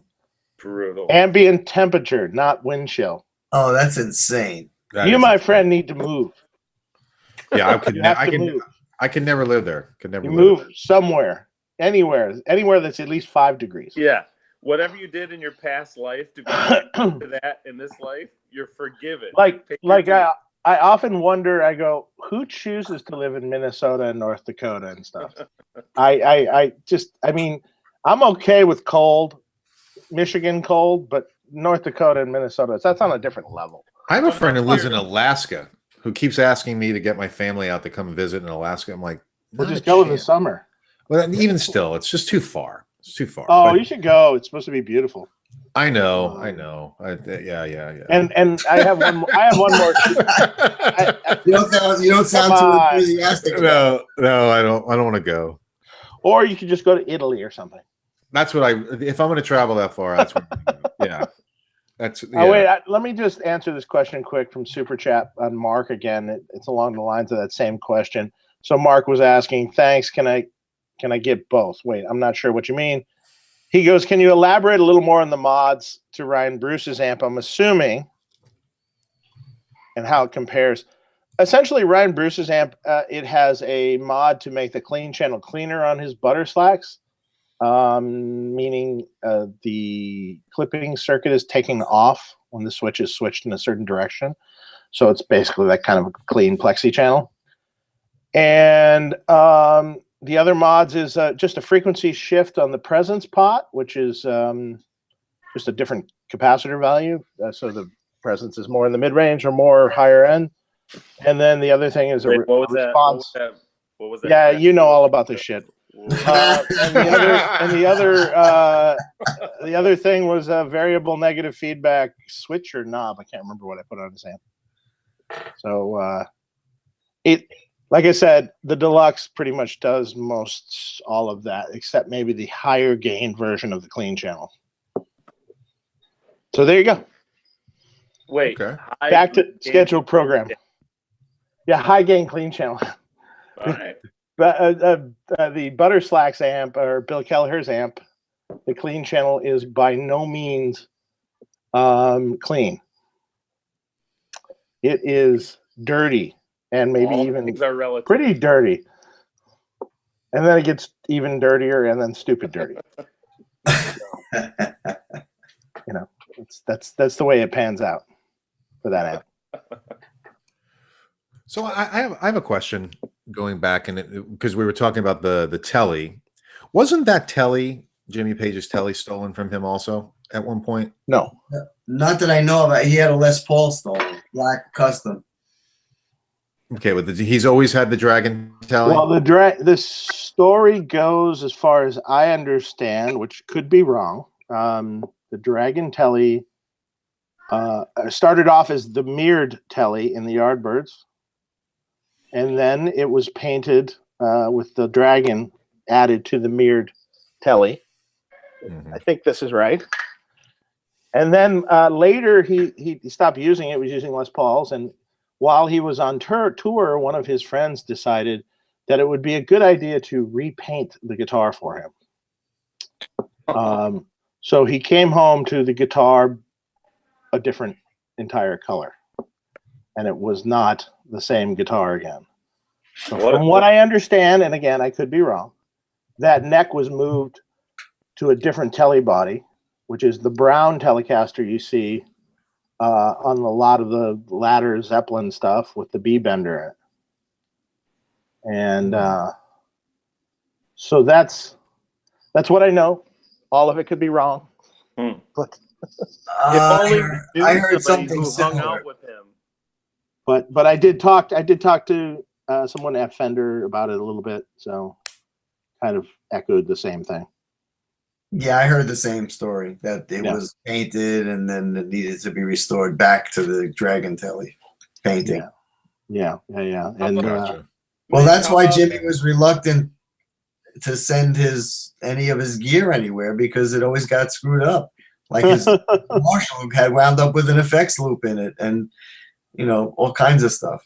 And that's why he was reluctant at first to send over the Supro, but then changed his mind finally.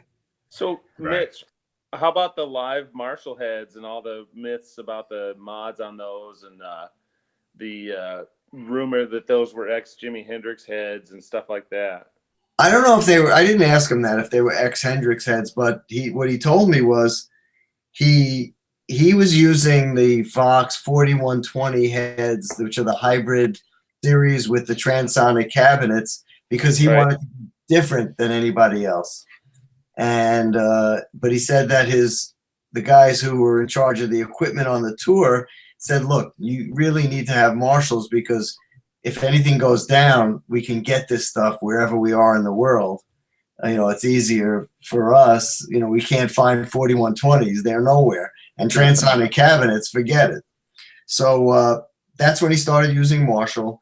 And then there was a guy named Tony Frank who used to do the mods for Jeff Beck and for Hendrix, and he heard about it from Jeff Beck, about Tony Frank, and he had his Marshalls modded by Tony Frank, and that's where I think the KT88s came in. And Tony Frank was my boss at Unicord when I started at the company in 1978. Oh. Wow. So Tony, I asked Jimmy, I said, hey, did you have any association with Marshall or Unicord? He said, oh no, I had no association with any company. I just had, my association was with Tony Frank. I said, well, Tony Frank worked for Unicord. He goes, that's the first time I heard that. No way. Yeah, it's pretty funny. But Tony Frank was he used to do mods really early on. His brother Kenny Frank was the head tech over at Unicord. He worked on every Marshall that came back, and between those two guys, weren't they just basic things though? I mean, yeah, basic little things. Tiny things. Well, the mods were small, but on the KT, I believe here's my theory on how they went to KT88s and when they switched to 6550s. I don't know if you know John Stillwell. Dave, I know the name. You know John? Yeah. Dark Sound? Yeah, I know the name. Okay, yeah. Dark was Richie Blackmore's tech. Right. And so he was the Marshall major expert of the world. He passed away a couple of years ago. And he used to work for Macintosh. And what he would do is, which was he lived upstate New York, and Macintosh was upstate New York. And then he would go dumpster diving. When Macintosh power amps would come back, they would just retube them with all new tubes. And of course, 3 out of the 4 or 2 out of the 4 was still good. Yeah. So he would grab all those tubes out of the dumpster, and he wound up with hundreds and hundreds and hundreds of KT88s. And he would use them for Richie Blackmore. And but anyway, I think he was a real proponent of these robust tubes. And Marshall was having trouble in the US originally, probably because the transformers were spec'd for 110 rather than 120. I think I lost somebody, but anyway, am I still connected? No, you're still. I think, Okay. yeah, you're still I good. think we lost George. So, I think he probably just wanted to get another drink. okay, so I could use another one. So, so they were having trouble because the amps were spec for 110, the transformers, and the voltage here was 120. So that was 10% higher. The voltages were high. They were having trouble with the EL34s. So that's when they went to the 6550s here in the US. And what they would do is they would ship, this was pretty funny, they would ship over from England as parts because they weren't complete products. So the duty on shipping them over as parts were like 2% less. So it was a little cheaper to bring them in. And then they would install the tubes in New York. They would get the GE 6550s, install them here, and then bias them here, and then send them out. So every amp was checked again in the US. And I guess they had much better reliability because of that. And that's why they switched. Then in 1980, there was a new president of Unicord who came from, Unicord was a subsidiary of a big conglomerate called Gulf and Western at that time, because they sold out to them, who owned Paramount and Simmons Beauty Rest and publishing companies and all these big things that they're no longer around. But they sent somebody in from corporate who really had nothing to do with the music industry. Everybody hated this guy in the company and outside the company, especially the dealers. Anyway, he came in and said, why are we putting these tubes in? Let's just let Marshall put the tubes in. And at that point, they had solved that issue with the power transformers, and they spec'd them for 120. So it was fine to use the EL34s. So that's when they went back. And then the next problem came when there was a war in what was it, Yugoslavia, and we couldn't get EL34s anymore from Tesla, and they were coming in from China, and the amps were blowing up again because the Chinese EL34s couldn't take the voltages, and that's when they switched temporarily to 5881s from Russia. Yes, I remember that. I remember the dark era, I call it. Right, and there was there was basically the Chinese EL34 was just there, but it wouldn't hold up, and the Siemens had ended, and you couldn't get them anymore, and so there was zero choices, and then just started the Sovtech, but it wasn't there yet, and it was the dark era. So the 5881 was the best choice at the time. Mm-hmm. Yeah, very robust. They can handle anything. Yeah. And well, then at that point, then Svetlana came on, and then then it got better. Yeah, then it got better, and then JJ, and it got much better. So but you're right. That was and then recently, all the other stuff started shitting the bed again.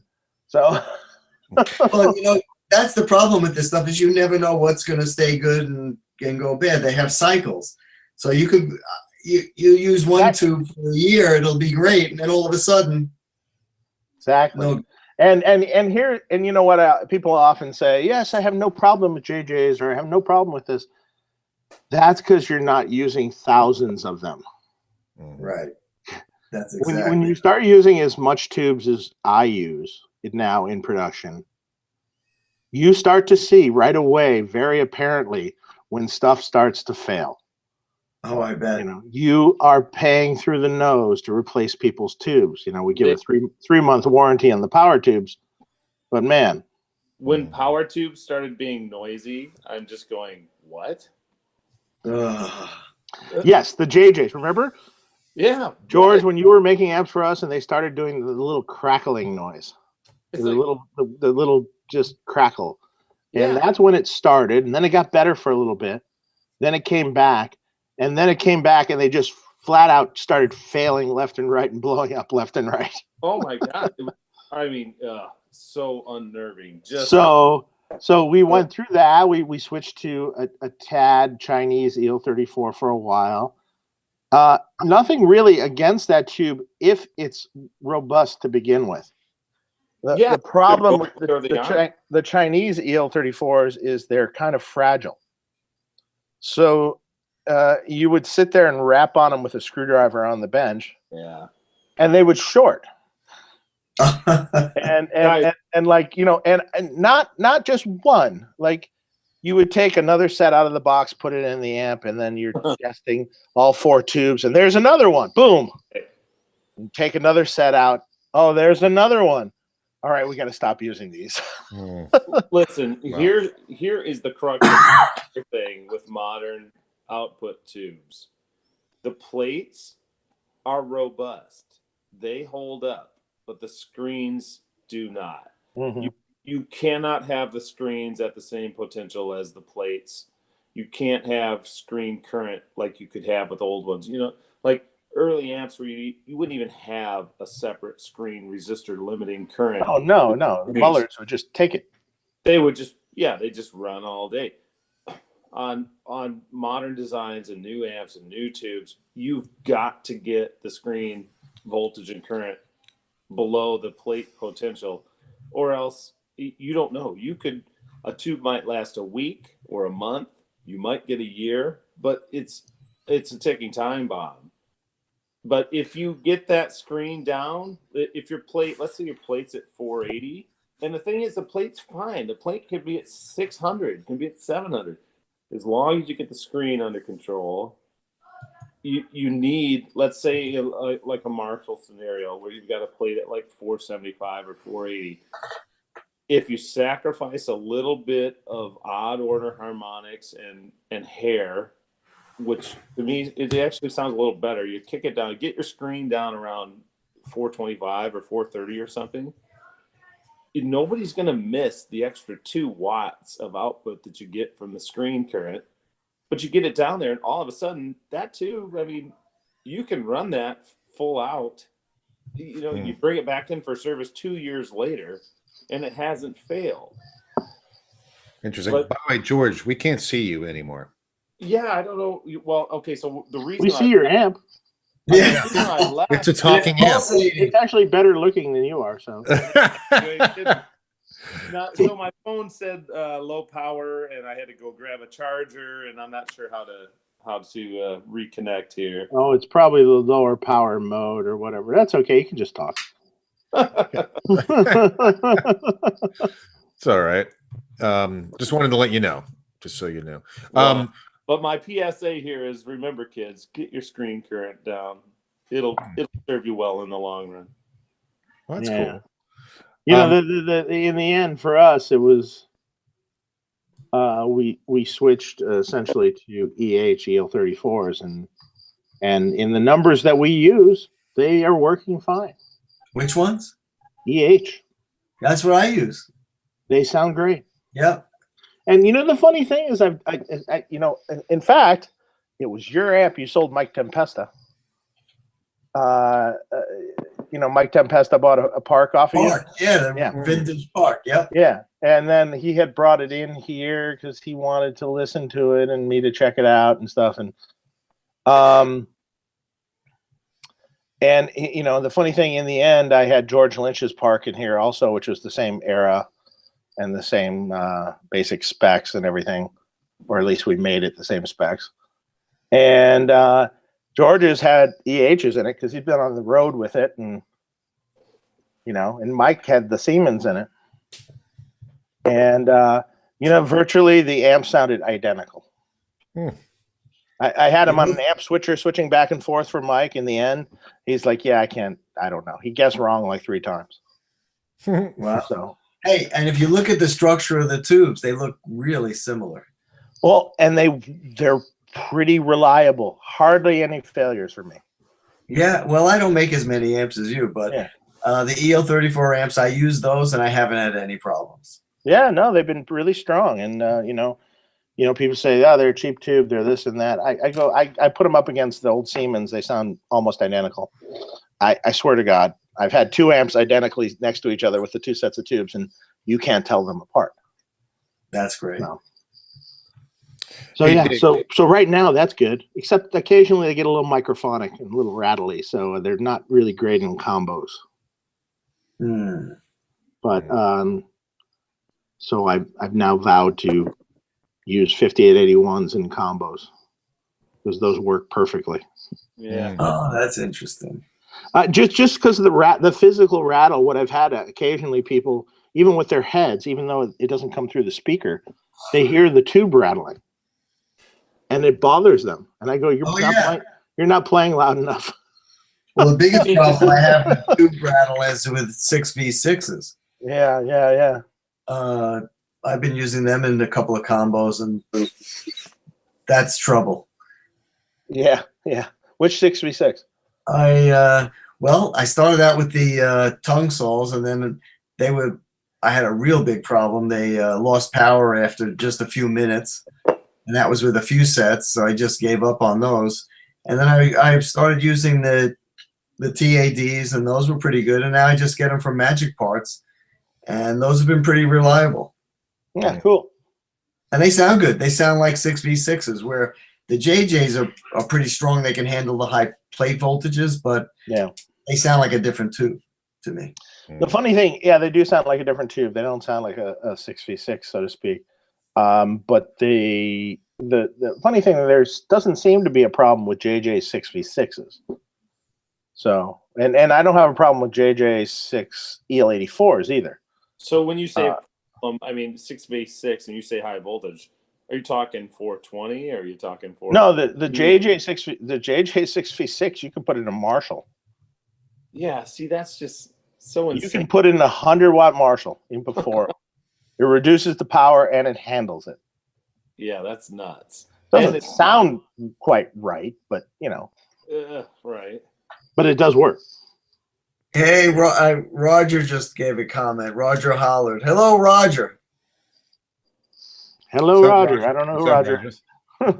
What's cool? Roger said hi to George. The ultimate talking head, exactly, because his head is not there. It's just his head. Just his head, yeah. Exactly. That's the talking head. And the whole amp world says thank you. Well, Roger bought a couple of amps from me. He's a good friend, and he bought a Park and a Colby, and then he just got a Sundragon. So he's cool. Oh, nice. He's in there. Roger's living right. Yeah, no doubt. He's a good guitar player, so I'm glad good guitar players have him. Hey, Mitch. Yes. Are you talking about your other venture where you're consulting? I haven't, but I'm not going to have time for that anymore because I'm going to be pretty busy here. I have. What is the consulting venture with High Watt, right? Well, this was an interesting thing. So somebody contacted me who was doing some work for High Watt and said, hey, they need somebody to do this, that, and the other thing, and they could use your help. And I said, all right. So I spoke to these guys, and they were just really, really nice guys who could use help from somebody who's been in the music industry, not necessarily technical, just business wise. And it's, I love amps, as you can tell. And, I've been with different companies, Marshall, Vox, and my own stuff. And I figured, hey, Marshall, Vox, High Watt, that's a trifecta there of British brands. Why not? Let me do some work with these guys. And there you go. That's why I did that. And it's been fun. I'm helping them. It was a mess in terms of a lot of things, in terms of trademark, because it was owned by two different people for different countries around the world. And now they've consolidated the trademark, and they're committed to bringing the brand back. So, whether I'm there or not, I think, they're doing some nice things there. Yeah, they seem like nice people. When I walked over there, I talked. Wasn't Mike Fortin doing an amp for them?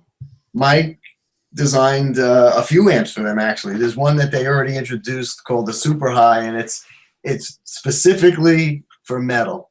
Yeah. And it got fantastic reaction when they first introduced it at NAMM last year, and they're shipping them now. And then Mike designed some other amps for them, which will be coming out probably in about a year, maybe less than a year.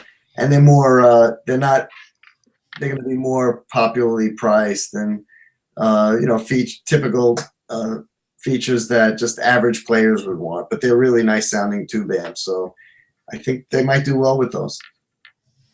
Cool. Mike's a busy guy. That's awesome. Oh, yeah.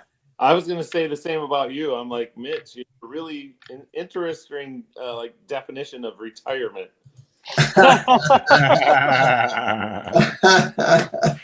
Well, I figure, okay, I'm 65.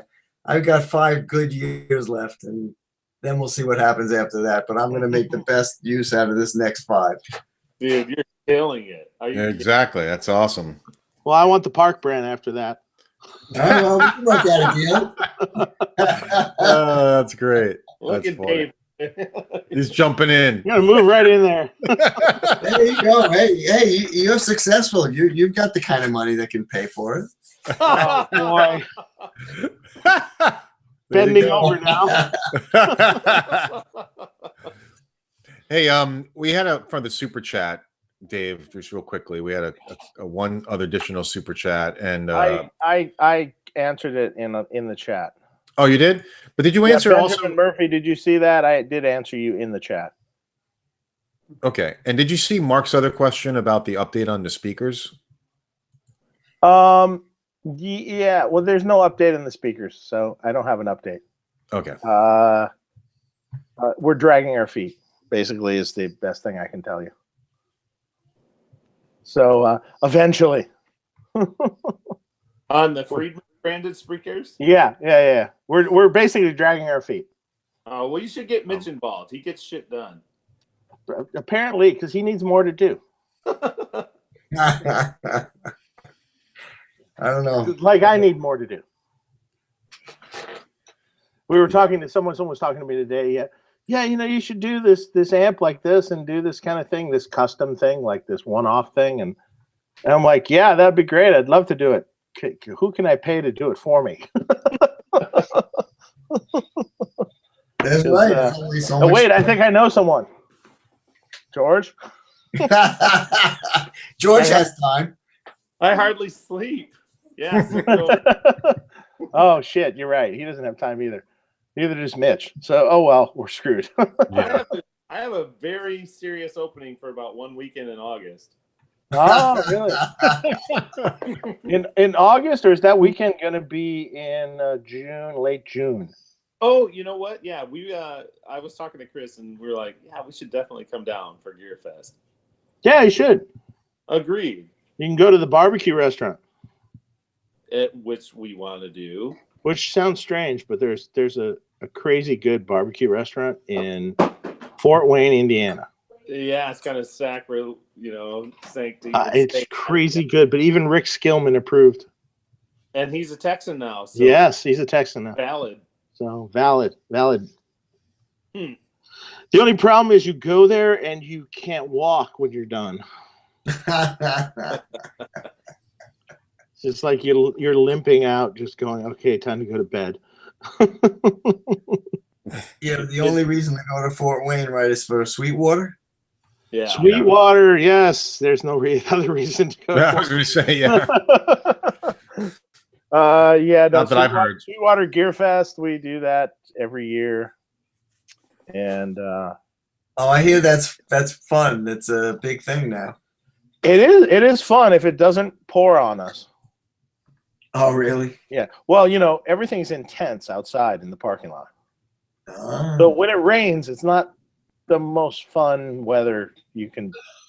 Yeah, it's not good. So it's either raining and 90% humidity, or hot and 90% humidity. You know what? One year, a couple years, we had a really good. We had really good weather. Where it was like only about 80 degrees and a breeze. And we were like, oh my God, this is the greatest thing ever.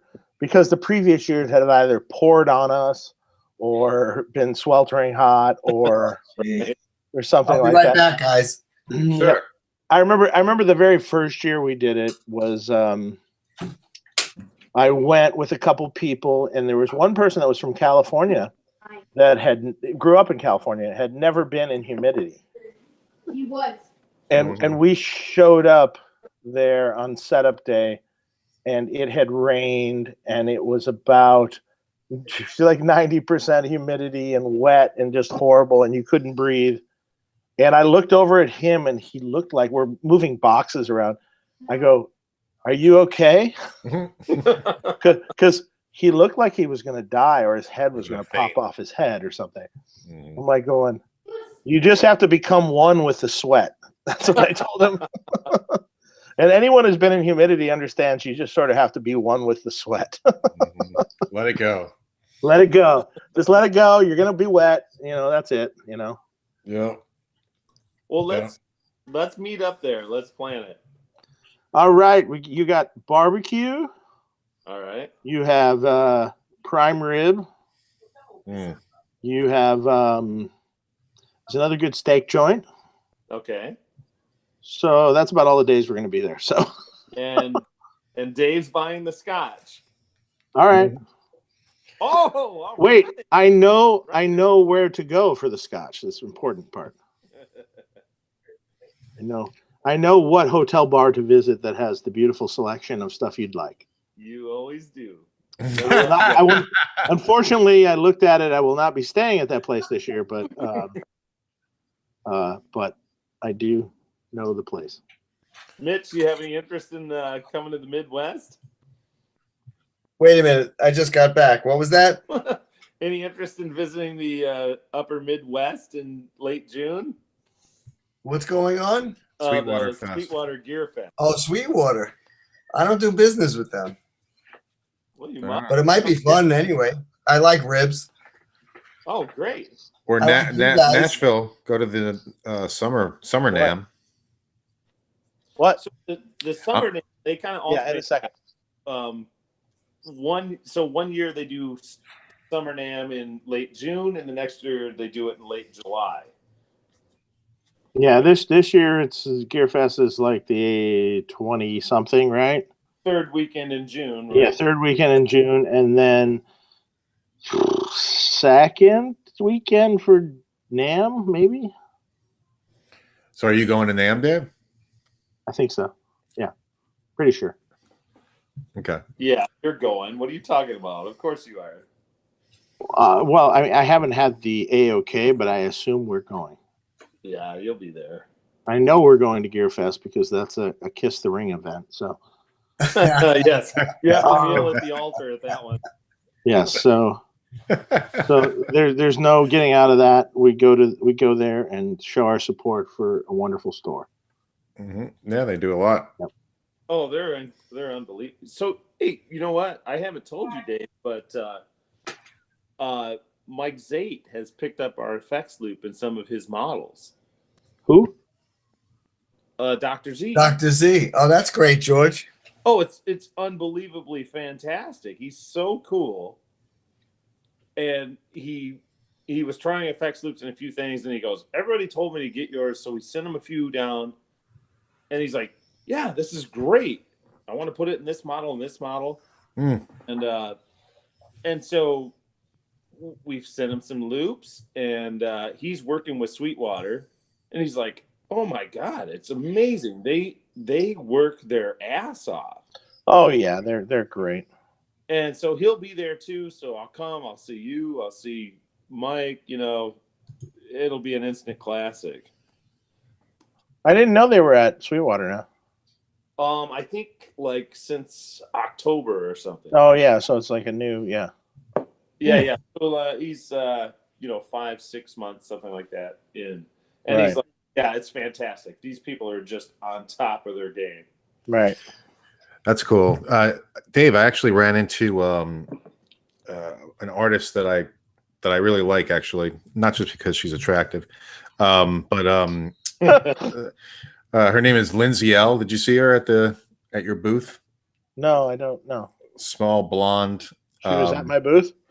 She was at the the overall. She went into the room with Vi at one point. Okay. I think she went just to meet him, maybe.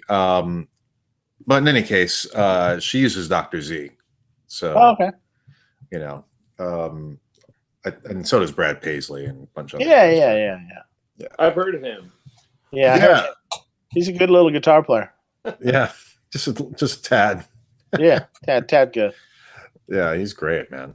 So Mitch, how are you doing on time? I want to be respectful of your time. I know it's You know what? I'm feeling good. I'm having fun here. All right, awesome.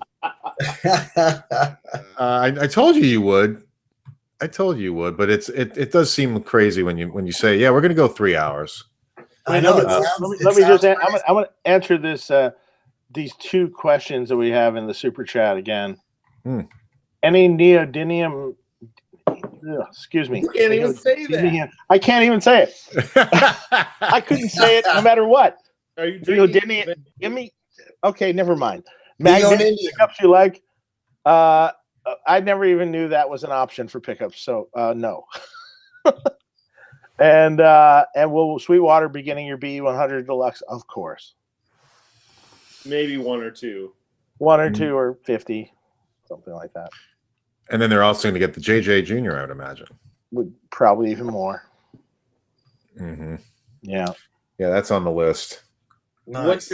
What's your street date on those new things, Dave? I think the release date for the Double J Junior is June 1st. Nice. Which means we'll be making them the month before that. And then the release date on the B100 Deluxe should be hang on, let me think about this for a minute. Summertime, right? I think April 1st or April 15th, one of the two release dates. Soon. That's sooner. Mitch, how soon is the sold out amps going out? Well, I say well a lot. I just noticed that.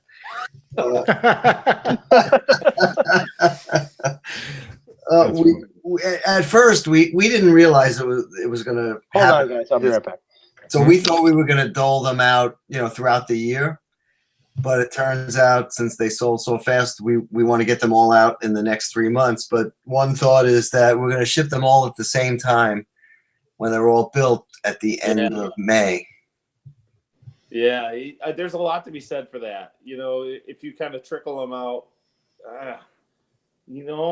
I've done it both ways, and I think I'm with that. Just how many is it? Is it 50? It's 50. Yeah, so 50. I mean, it's a lot of logistics to handle in one. Like, you have this week where you do nothing but handle logistics on 50 amps, but then it goes out and you pour a glass of scotch and go, holy shit. There they go. Exactly. Life is good. Yeah, and then nobody feels cheated. Hey, where's my amp? So-and-so got his. And dude, right. So it's just... It sounds smart. It's fair. Hey, there's a question here for me. Hey, Mitch, did you ever get to meet Ken Brand? The answer is absolutely. Ken was a good friend of mine. I started with the company in '78, and I was there until he retired. Ken was a great guy. What can I say? I loved Ken, and he passed away a couple of years ago. Ken was Jim Marshall's right-hand man for so many years. He would travel to the U.S. He would travel all over the world with Jim. He helped design the JTM 45. He was there for all the artists. He was there, one of the artist relations guys. Great guy. And then here, what was Jim Marshall like? I have total respect for Jim. He was a very interesting and smart businessman. And hey, look, he was a drummer who had one of the best amp companies in the world for guitar players. So, he figured that one out. And he kind of had an ear for it, but, he wasn't a technical guy. He wasn't an engineer. He was, he's good at building cabinets. That, 4x12 was his idea. It was really, the story on that was Pete Townsend asked him for an 8x12 cabinet. He wanted something huge, and Jim only made a 4x12 at the time with the angled top, and Pete wanted the 8x12, and then Jim said, hey, your roadies, they're going to hate it. They can't carry it. It's too heavy. I don't want to make it. He said, no, you have to make it. I need something huge. It has to be bigger and better than anybody else. So he made it for him, and then he came back and after the tour or whatever it was and said, hey, cut it in half. So it was really Pete Townshend's idea. And that's how the stack came about. But there you go. He was a great guy. Smart businessman, you have to say. He made, a great company. And I'm so thankful to him for, my career, because without Jim, I don't know where I'd be. Absolutely, what can I say? That's cool. That's awesome. Is it Dudley who's still on social media, who's still active and was sharing some old stories and stuff? Oh, I don't know. Yeah, I think he was. He wasn't there. No, I think they couldn't find him. There's another guy. I forgot his name, but there's another guy who was there early on, supposedly with Dudley and Ken. Right. But I didn't know that guy, and I don't know much about him really. Dudley, I think they looked for Dudley, and he moved to Canada, and they couldn't find him. Well, I think, yeah, right. So I think his widow was still in Canada and had like all these archives of stuff that he left behind and said, hey, this is going to be important someday. But that was the last I've heard of it. Yeah, I don't know anything about that. Did Mike, was he looking those guys up when he was making the next edition of the book? I think he was. He was trying to find them. Well, he definitely found Ken because he's in there. Ken Brandt? Yeah. Ken. No, Ken was. We knew where Ken was. No, yeah. Ken was still in England. He retired, but we knew where he was. He had the second JTM 45 ever made in his attic. What's that, George?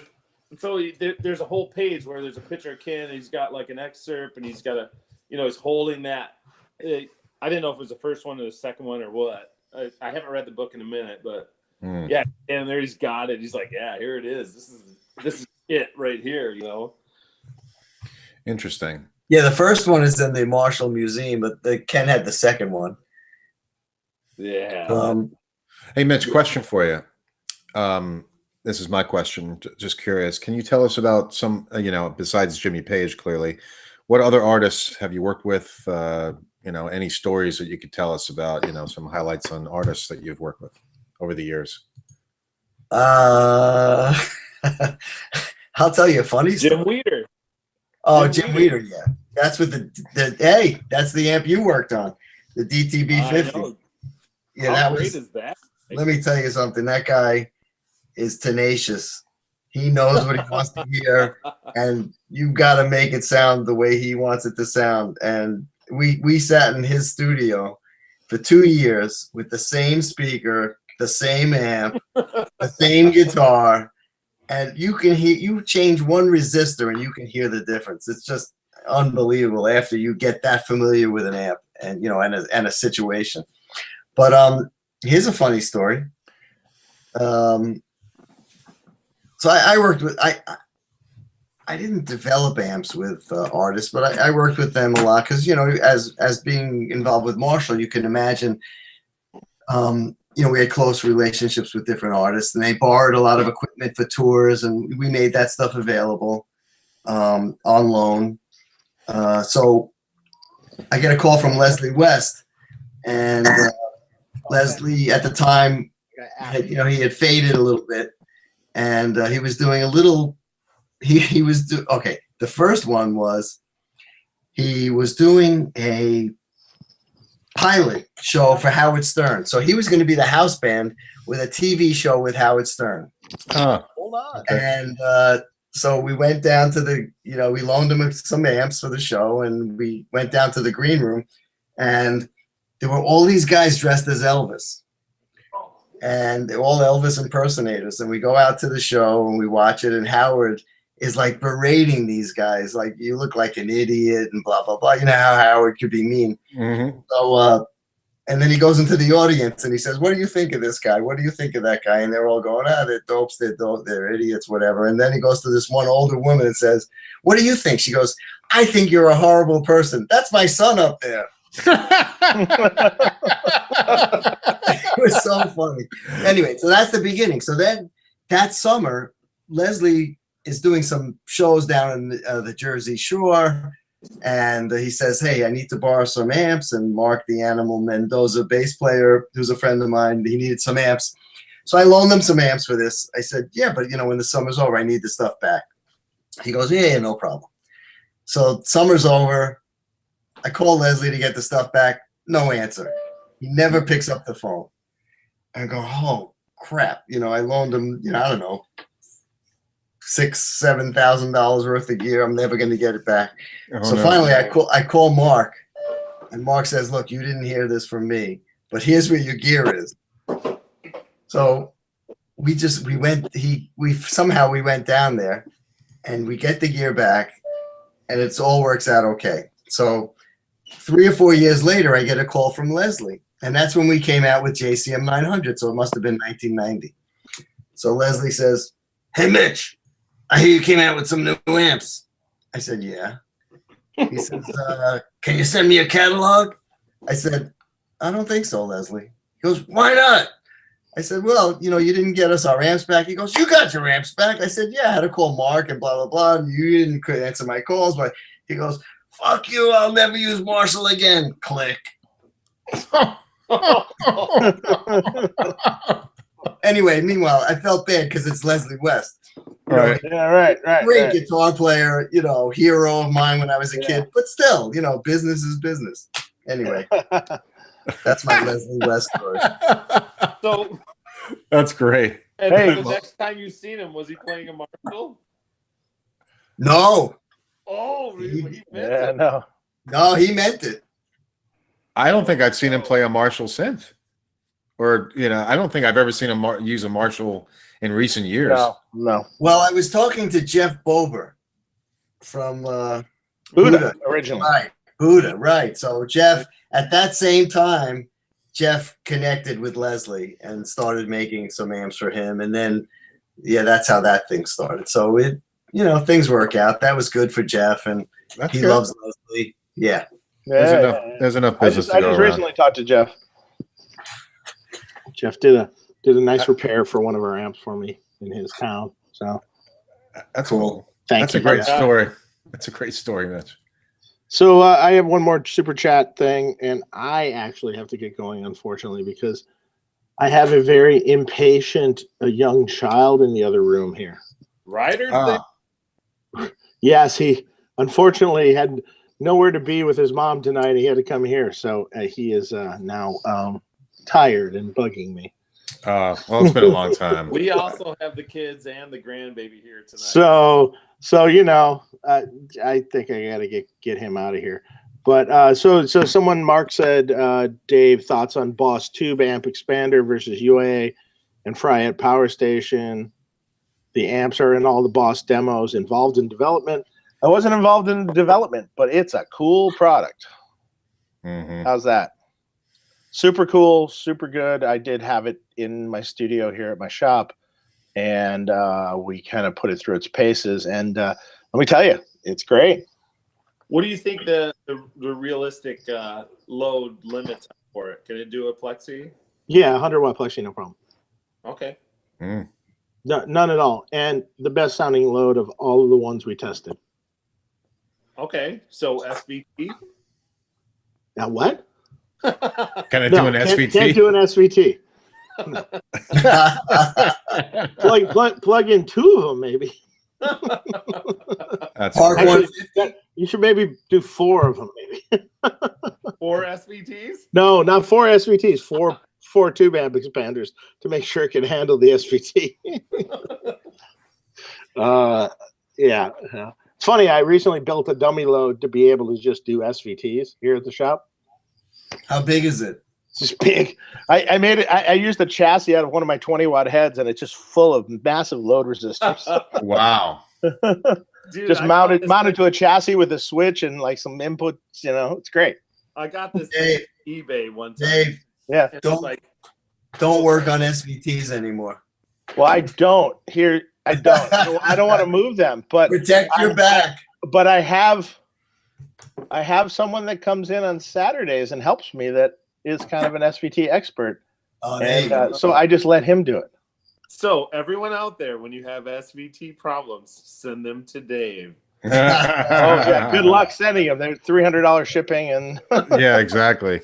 yeah. So That's crazy. If it arrives safely, anyway. In Detroit all right. today, there was all these bass player guys that, like, I was teching for guys and stuff, and they would every time an SVT went down, they'd come and you'd go, all right, well, it's a $600 repair because Ryder, I'm done in 5 minutes. you got to retube your SVT. And then they'd pull out the jam rag, the local music paper. They'd be like, well, I can go buy a new SVT for $300. And so rather than repairing SVTs, they'd go buy one for Exactly. And then did they leave you with the SVT? I actually got about 4 of them over. Wow, holy crap. There you go. My thought in Detroit now is to, just take your SVT to Dan Russell. Yes. And be patient. And be patient and don't careful of the gun. Well, here's Mitch. a question I can answer. Okay. Let's see. Did you ever hang out with Ken Fisher or Dennis Kager? Dennis, yes. Yeah. I know Dennis a long time. He worked at Ampeg. I don't know if you were familiar with the New York Guitar Club, but it was all the top studio musicians in New York belonged to the New York Guitar Club, and Ampeg provided a B-15 and a Gemini 2 for the studios. And if you were in the club, you got a key which would turn the amp on and off. And if you belonged to the club, you had to bring your own amp. So Dennis gave me a key and I'll be done in 5 minutes, like I said. Hey, you're gonna be done in 5 minutes? Okay. Yes. And then Ken Fisher, I never hung out with Ken, but we spoke on the phone a bunch of times, and Ken was wealth of knowledge, and he would share that knowledge because he loved, he just loved to talk about it. And I learned a lot from Ken. Good guy. Hey, did any of you guys know Frank Levi? I knew Frank a little bit. In fact, we talked about doing a project together about 2 years ago. Yeah, he just passed away. Yeah, I know. He passed away. Yeah. He was sick for a long time. I knew him out here in California when I was quite young. That's too bad. Yeah. He was one of those guys, early modders. He was one of the first guys to mod. Yeah. And I recently found out, now that he passed away, that he was a big high watt guy. Yeah. He worked at High Watt for a while. Yeah, I didn't know that. Oh, I didn't know that either. I saw that he was involved with SIR, right? Yes. SIR, and then later he worked. Fernandez owned the name High Watt, and he started his designs under a High Watt name back in the early 90s. And they were short-lived, but kind of cool sounding. The rack mount stuff, right? Well, there was a rack mount preamp, and then there was a head too. And they were cool though. They were cool. That's cool. And he worked on like all the Billy Squier amps and Doug Aldrich, I think, right? A whole bunch of stuff. So yeah, over the years, he worked on some amps of mine really early, like in 1990 or something. Yeah. So I was friends with him. He actually stole an amp of mine, but that's a whole different story. He disappeared with an amp of mine.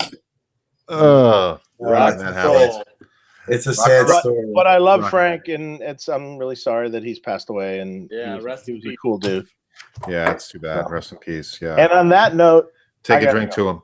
All right, we got to go. Mitch, right. It was fun. Yes, Mitch, thank you so much for coming on. Oh, this was great. Thank you.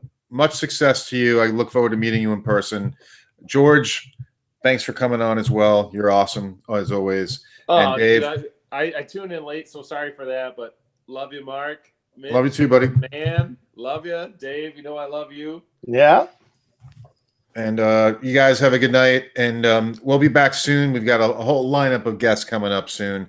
There weren't any NAMM videos. I know someone asked, do we have NAMM videos? Didn't do any NAMM videos. It was mostly about meeting people and networking for the show. So stay tuned. Mitch, again, great job. Thank you so much. Adios. And hang on. I'm going to hang up and then we can all go. So good night, everybody. Take care.